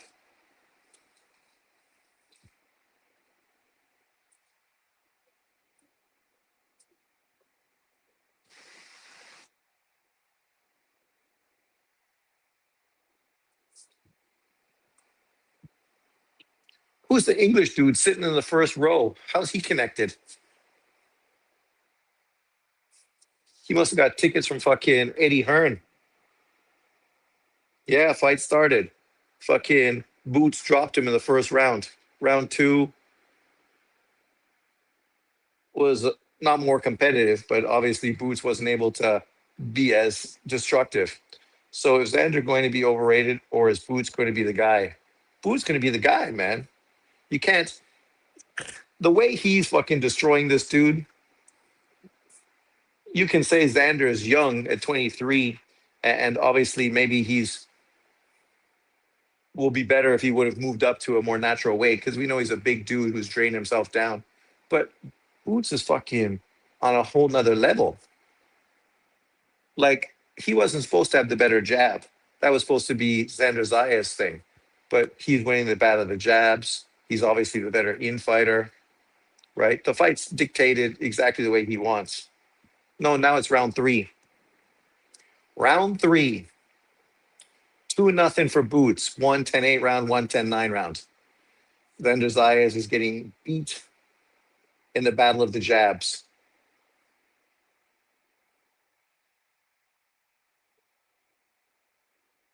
I just don't know what adjustment Xander Zayas can make to be effective. Yes, do some feinting. That's obviously going to be important. There you are, trying to land that check hook. There you go, landed a right hand. Finally, he landed something.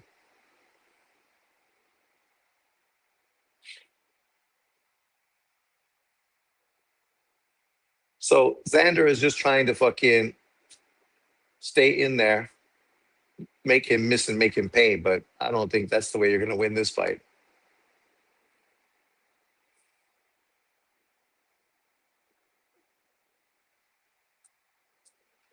But this will be a gut check for Zayas, that's for sure. We'll see what kind of heart and fucking determination the kid's got. Can he make this a fight? Can he adjust, be more aggressive, get in there?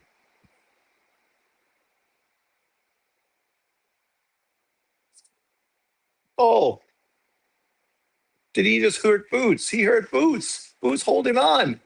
He rocked Boots with a fucking straight right hand. Ooh. Can you imagine if Boots gets dropped? Boots is fucking holding on. He's fucking on the ropes. He looks a little fucking.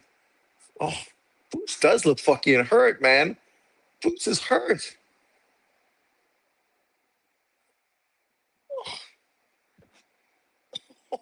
It's a fucking war now. Oh, oh, pants dispenser. Boots head just got fucking knocked back hard. Good body shots. Oh my god. This round, oh my god. Boots looks done. Boots fucking really looks like he's done. Fucking Xander said he was gonna push him, bully him, and fucking be aggressive. Shit, man. Maybe he knew what he was talking about. Because fucking Boots is hurt. Don't fucking still be aggressive. You got him hurt. Jump on him.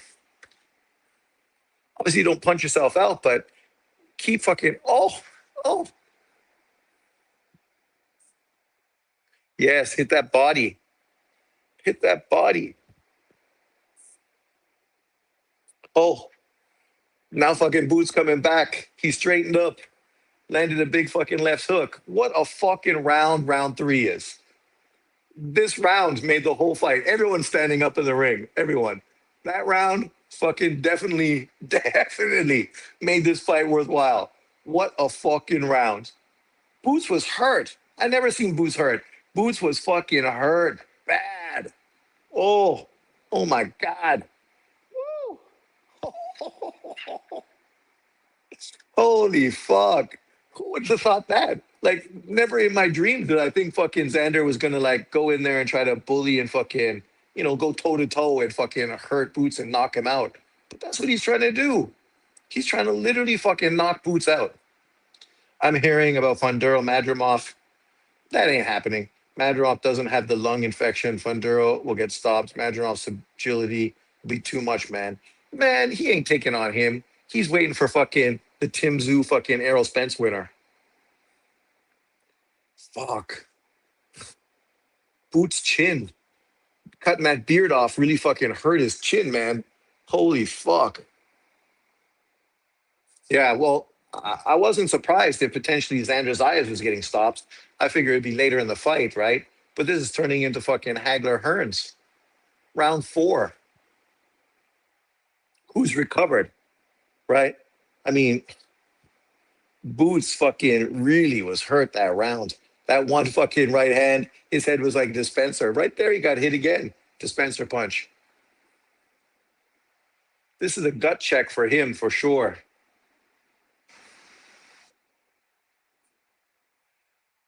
Yeah, you're gonna win, Xander. Fucking bully him. Be fucking physical because you can't outbox him.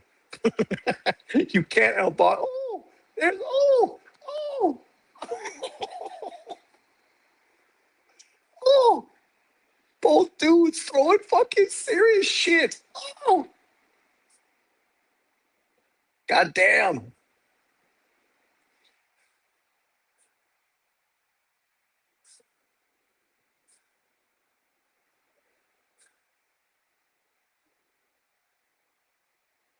Hit the body, man. Don't just headhunt.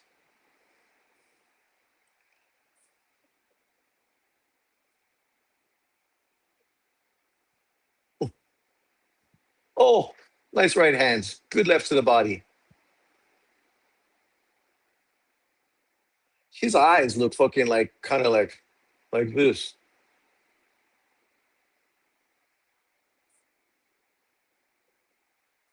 Oh, another good right hand. Boots digging in. He got hit. He's like, "Oh, good. I'll be your Uncle Barry." Oh, oh. This fight is shaping up to be fucking great. Oh my God. Sometimes winning ain't losing. Sometimes winning ain't losing.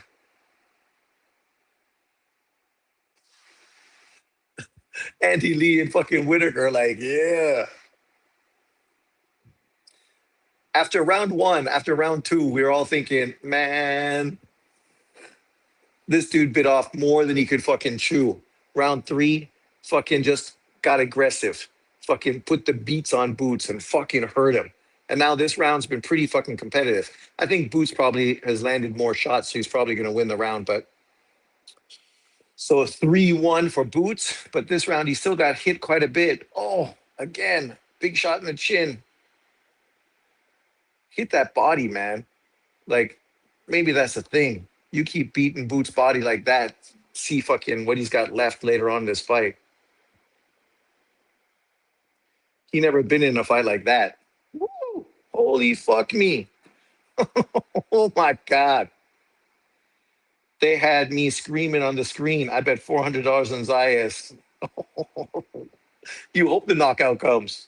Ortiz would have stopped Ennis by now. That's true. That's true. I think the way this is breaking out now, Ortiz's statement that he just made about being better than Ennis, because man, he hits a way lot harder than Xander Zayas does. Xander is not a fucking puncher. This is Mexican style at its best. Amazing fight so far. Boots is going to gas out by round 7. I've always hard or had Ortiz by KO. Well, I thought the way Ortiz's team has moved him was fucking brilliant. I thought he was the guy that really was moved better and showed more confidence in him. But obviously, I felt Boots had the length, the speed, the boxing ability. And we've seen Ortiz, obviously, early on at 154, not look so good against fighters. But in his last fight, he looked great, looked brilliant, right? Now that he's kind of fit into the weight a bit more. But wow. Round 5, and this fight's fucking really took off. I know it's only one round for Zayas, but that was a big fucking round. That round could have been a 10-8 round for Xander Zayas. And if Xander Zayas hurt him once, he could hurt him again because fucking Xander's not a big puncher.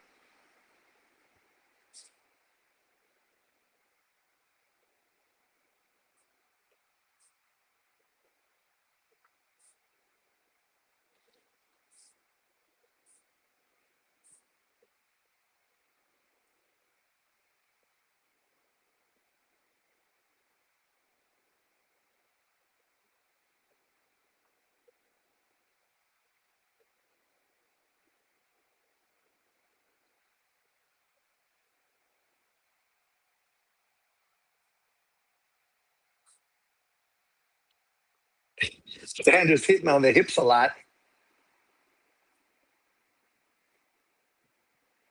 Oh, nice short fucking right. Oh, nice counter shot from fucking Boots. You know that was going to happen sooner or later. You're standing right in there fucking going toe to toe with him. Eventually, you're going to get caught fucking flush. And that's what happened. There's a lot of fucking round left now. You better hold, brother. You better hold. Don't let him fucking open up on you. Now he knows fucking he better fucking get you out while he can.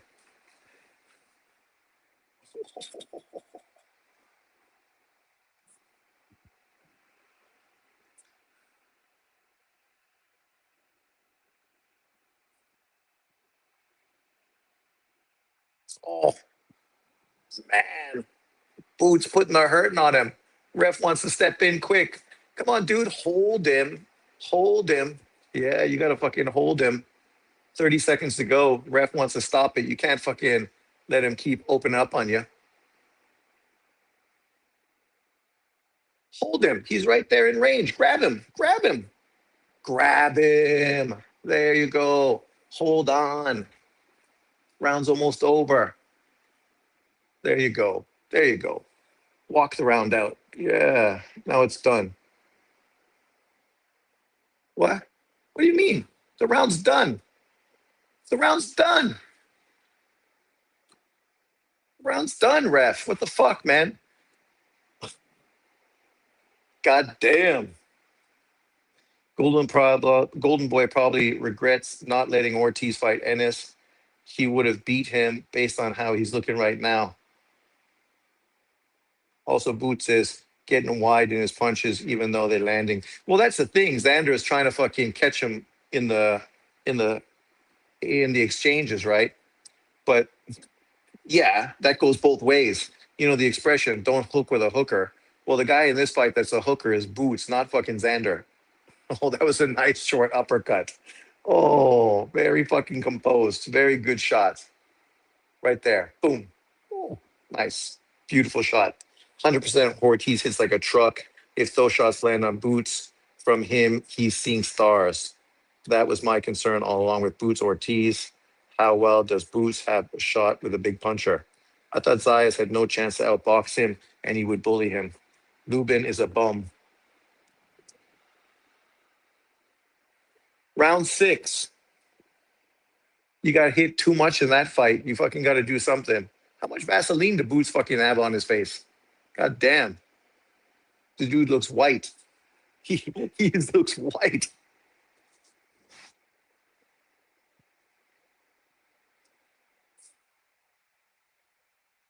Yeah, you got to be smarter in your defense. You're going to fucking try to catch him in the exchange. You got to fucking not keep getting hit constantly in the exchanges. Boots is the bigger puncher. The question is who's got the better chin and who's got the guts?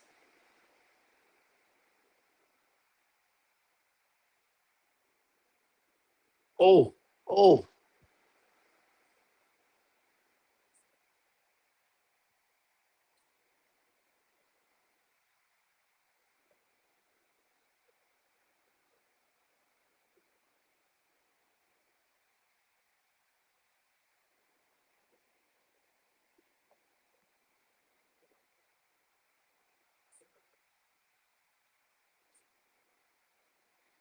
there you go. Do that. A little spin out. Don't stand in front of him. Hit, spin out.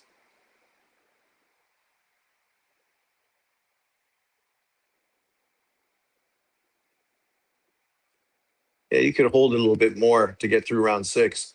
No need to fucking get too eager after that last fucking round. Might be better just to lose a round by fucking fighting defensive and try to come out in round seven with a little bit more. Hang on boots, try to tire him out.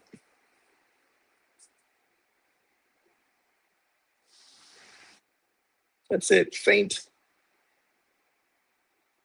They say Xander's got a 74-inch reach, but he don't look like he's got the same reach as fucking Boots does. Boots is able to fucking land his jab outside range easily. Xander is coming up short. There you go. Good little combination.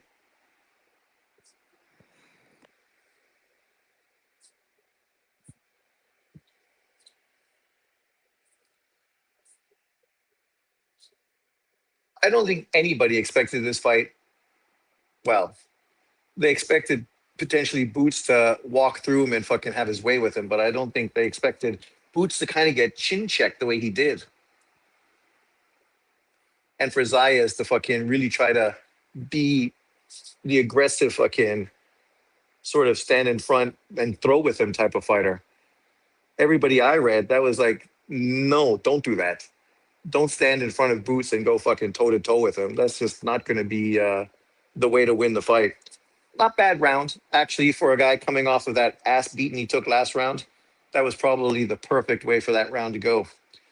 Virgil is a good talent. Antoine Russell beat Boots in the amateurs. Yep, their fight was the Olympic qualifier. Clear round for Zayas. Clear round for Zayas. No way did Zayas win that round. He didn't get his ass beat, but I don't think he won the round either. But whew, round three, man, that's definitely fucking round of the year. That round was fucking great. Now we'll see if Boots can, or if Xander Zayas can chin check fucking Boots again. Because if he does, that's going to be a real issue fucking in the future. And that's exactly what fucking what's his face said on True School Sports. Said that their family don't have great chins and don't have great heart. So far, he showed tons of heart. I wouldn't question Boots' heart, but his chin might be an issue. Ah, okay. Round seven.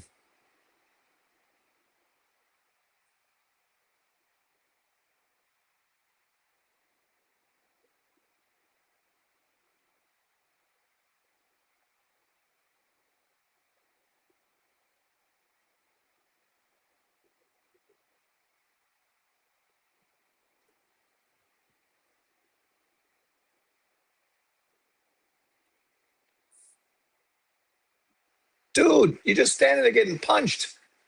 Turn out. Turn to the side.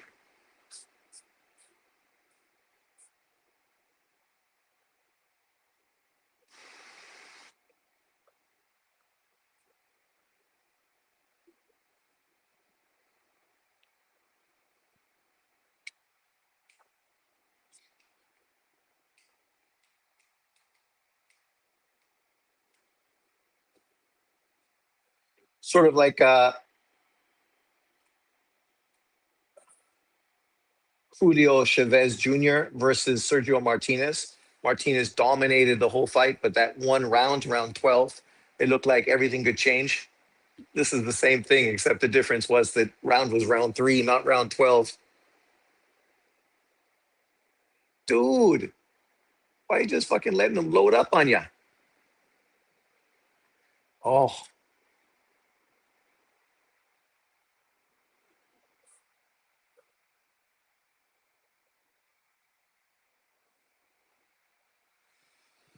wow. What a fucking turnout to that fight.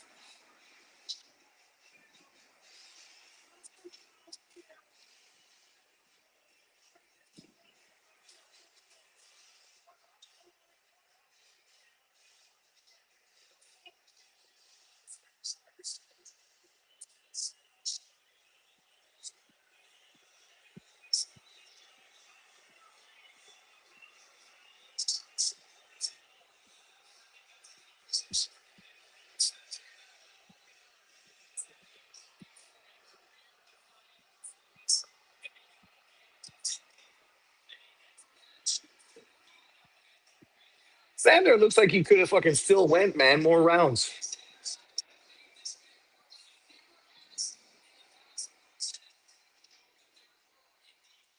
Well, that's true too. That's true. There's no point getting him fucking hurt in there when obviously he's 23 years old.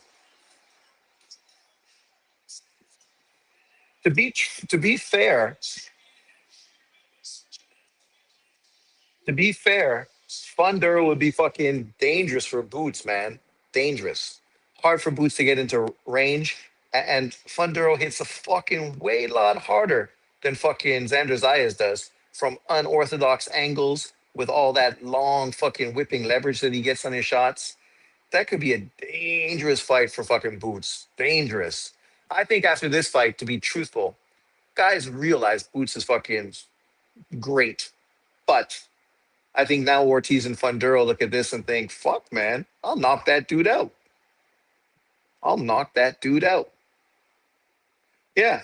I could easily see Funduro knocking him out. I could also fucking see Boots knocking out Funduro. We've seen him get knocked out already. So it wouldn't be the first time. So you hit me on my knee, motherfucker. That's a disqualification. Isn't that what happened to Roy Jones? Roy Jones got disqualified. Does that mean Boots getting disqualified? He just had no fucking adjustments outside of being aggressive.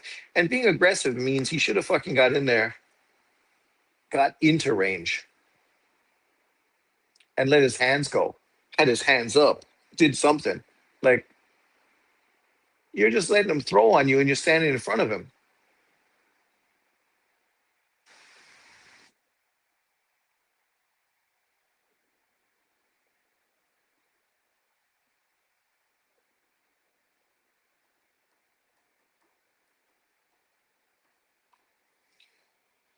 Stellar performance from Boots on another level, but that's not a surprise or shock.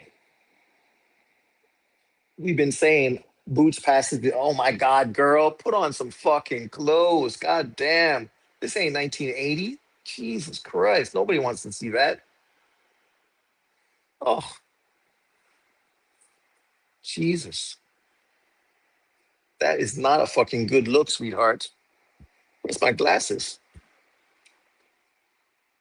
Oh, I'm blind. Blind. There they are. Hey, Sean, how badly was Boots hurt? He was fucking hurt. Like big time. Big time he was hurt. Like it wasn't just a flash sort of quick one. Like that whole round. I mean, he was game and fucking was a dog and went in with it, but at the same time continued still got hit and was real fucking dinged up. I thought or Xander Zayas should have jumped on him hard because that was his chance. His chance.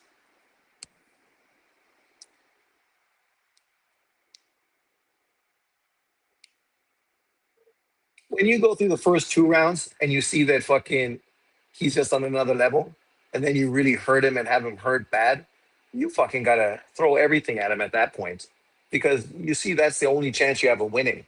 You're not gonna fucking win as the fight moves forward, which obviously is what we saw just now. Top five, stop! You're such a fucking tard. Please go fuck off. Take your bullshit somewhere else.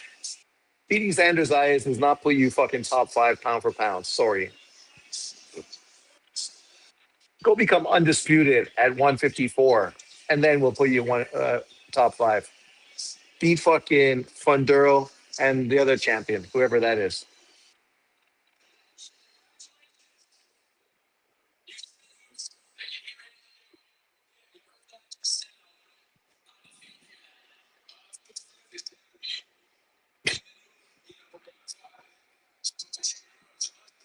And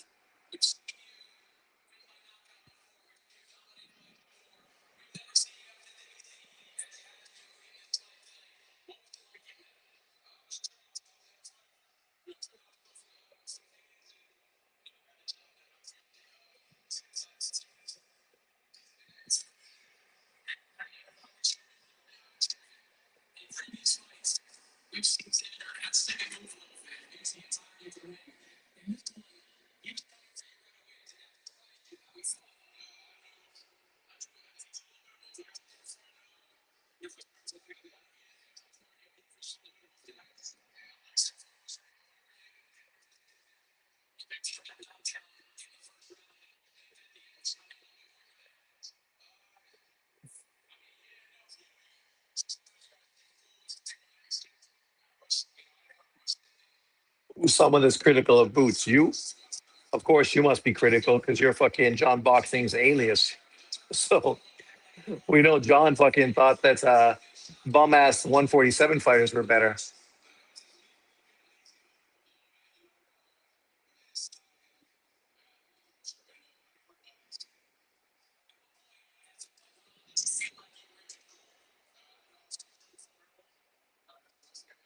What do you mean? Round one, he was fucking dominant, dropped him. So I would think pretty much from that point, he knew he was in control.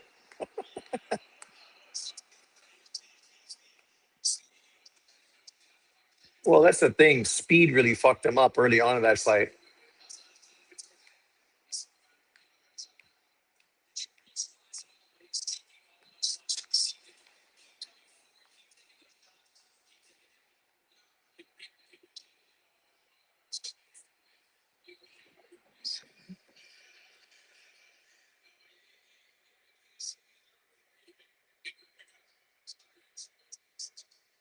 Well, that's it. Why are you standing there letting them fucking hit you? Start to move, then use your boxing ability.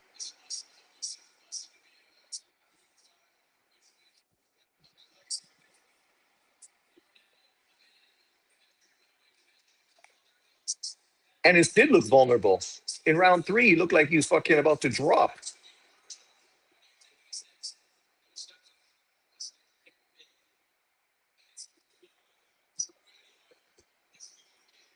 Winning by knockout and looking vulnerable, they don't counteract one another.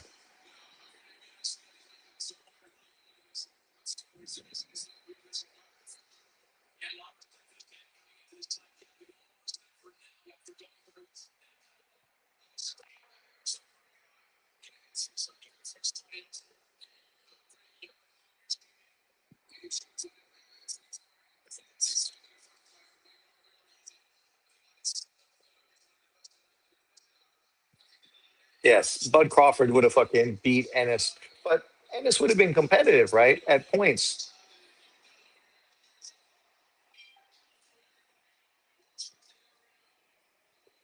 But Crawford's obviously a much better fighter than fucking Xander Zayas.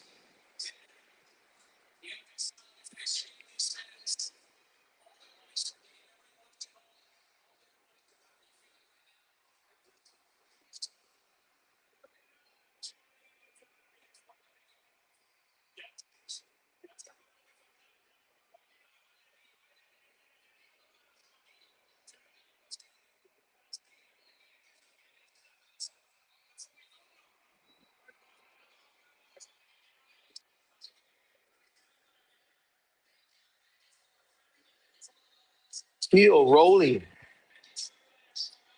Not a bad fight, even though Tio just got his ass embarrassed against Shakur. Of course, Crawford haters are Crawford haters, man. PBC fanboys.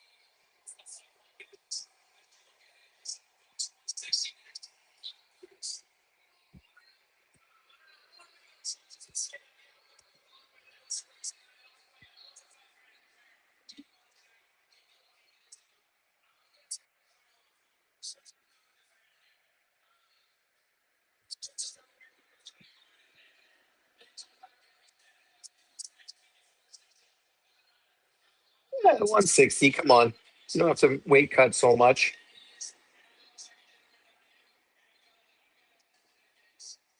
Yeah, no, I mean it's a competitive fight, right?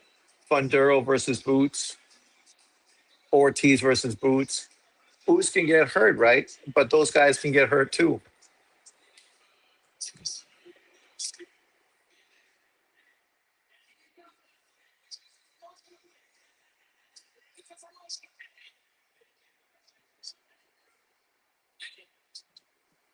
Oh, sorry, Lily.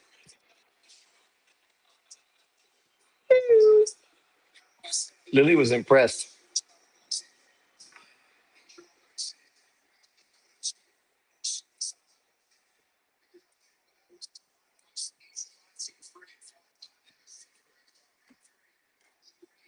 Yeah, round three was great.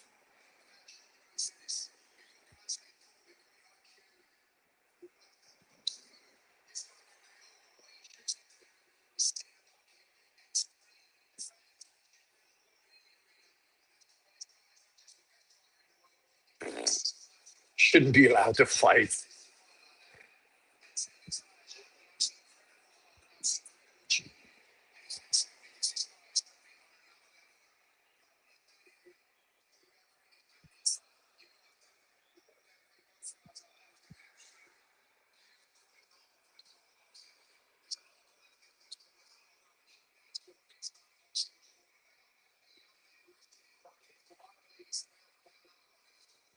I'm round number one. Calm down, Eddie.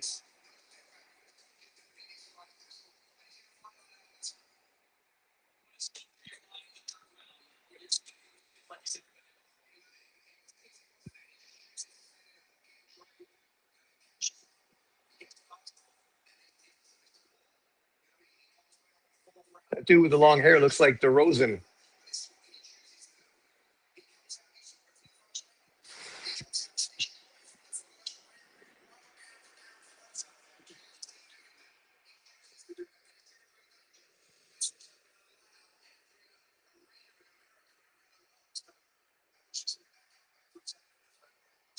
What are you talking about, Evan? Boots and Virgil, it's a great fight. Boots has the length and the speed. Virgil is a incredible fucking pressure fighter with great power.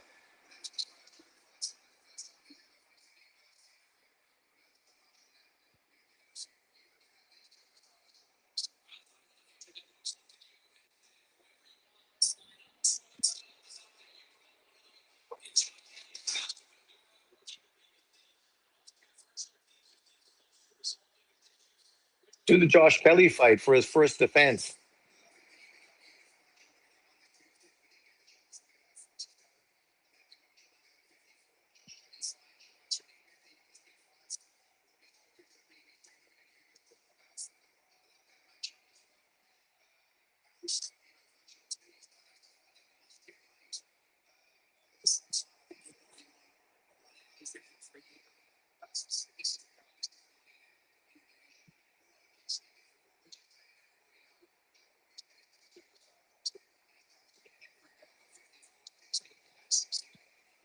Happy family.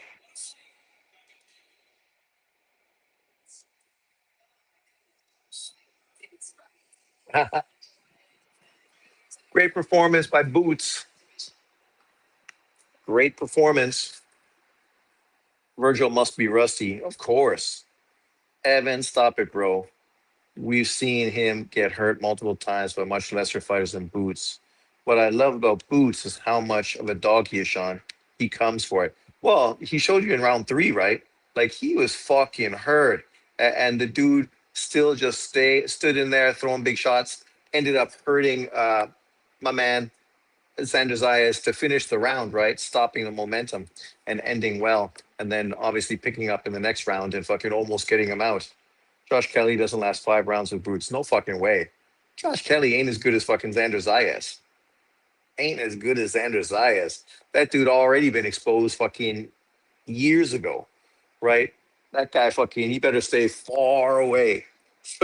Stay far away from fucking Boots. Who's he fighting? They said he's got a fight scheduled. Who's he fighting? Let me just see. I'm curious.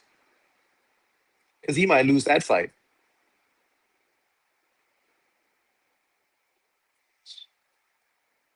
At that division, Funduro, Ortiz, are obviously the best competition for Boots, the most competitive two fighters available. Um, both great fights. Let's get them on.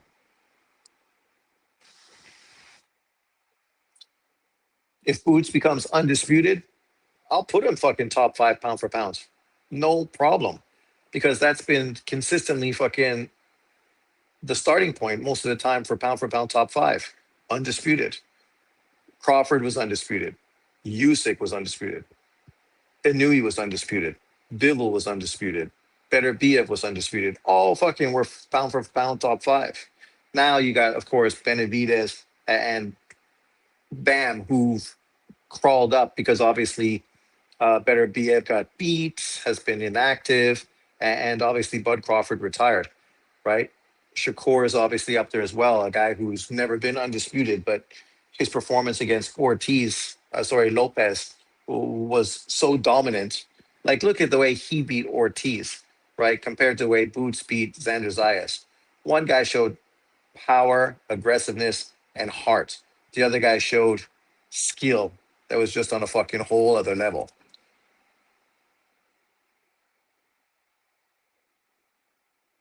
Josh Kelly. Well, they say he's got a fight set, but it's not even here on BoxRec, so I don't know what that means.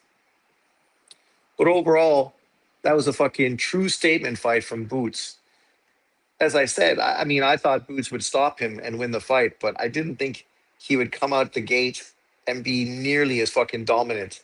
But I also didn't think fucking Xander Zayas would stand there and go toe to toe with him. I thought he would box and move. Like when you watch Stanionis fight Boots and how Boots just dominated and ran through him, at that point you kind of fucking ask yourself, who's been more successful versus Boots? Guys who stand there and allow him to be a power puncher, or dudes that try to make it difficult for him? Karen made it difficult for him by moving and boxing, right? And Karen, you can't tell me Karen's better than fucking Xander Zayas because he's not better. But he was able to use his style and be effective. He used the wrong style coming into this fight. Shakur beats Lopez like Lopez beat Taylor. No, no, Taylor had more success against Lopez than Lopez had success versus Shakur. Lopez had no success versus Shakur. Taylor had success versus Tio. It was just at points in that fight, Tio looked fucking sublime. Against Lopez, Shakur looked fucking sublime the whole fucking 3 minutes of 12 rounds. Zayas knew he can't outbox Boots. Yeah, that may be true, but you got to come out early, try to tire him out, try to make him work hard, chasing you down, cutting off the ring, right? Make him fucking try to get into range where he could land big shots and get you out of there, and try to catch him fucking in the counter shot to see if you could fucking hurt him. And then later in the round, maybe then you could fucking be aggressive and try to push it on him. Going in the first round, getting fucking knocked down so quick, man, like that was just the wrong way to start a fight, especially if you have any chance of fucking winning. Teal got completely embarrassed and looked like he nowhere near the fighter. It was a masterclass performance. Exactly. I mean, Teal's performance versus Taylor was also a great performance. But come on, you're gonna like how many times did fucking Lopez even hit Shakur? I mean, I know they're completely different fighters. Shakur is a very defense first fighter. Lopez is much more of an aggressive fighter. Obviously, defense is important to him, but he's there to be hit far more than Shakur is, right? But he did make Taylor look old and shot and finished. Uh, Now we'll see what Lopez does against my man, Rolly Romero. He should win it, but you never know. But thanks everyone for jumping in. I'm gonna get some lunch. I've been up since 5:30. It's time to eat and maybe take a nap because I got to work tomorrow morning. But peace out. Have a good one. Thanks everyone. I will see you next time. Thank you, Hollow Ninja. I appreciate it. And yeah, have a good weekend, everybody. Later. Later.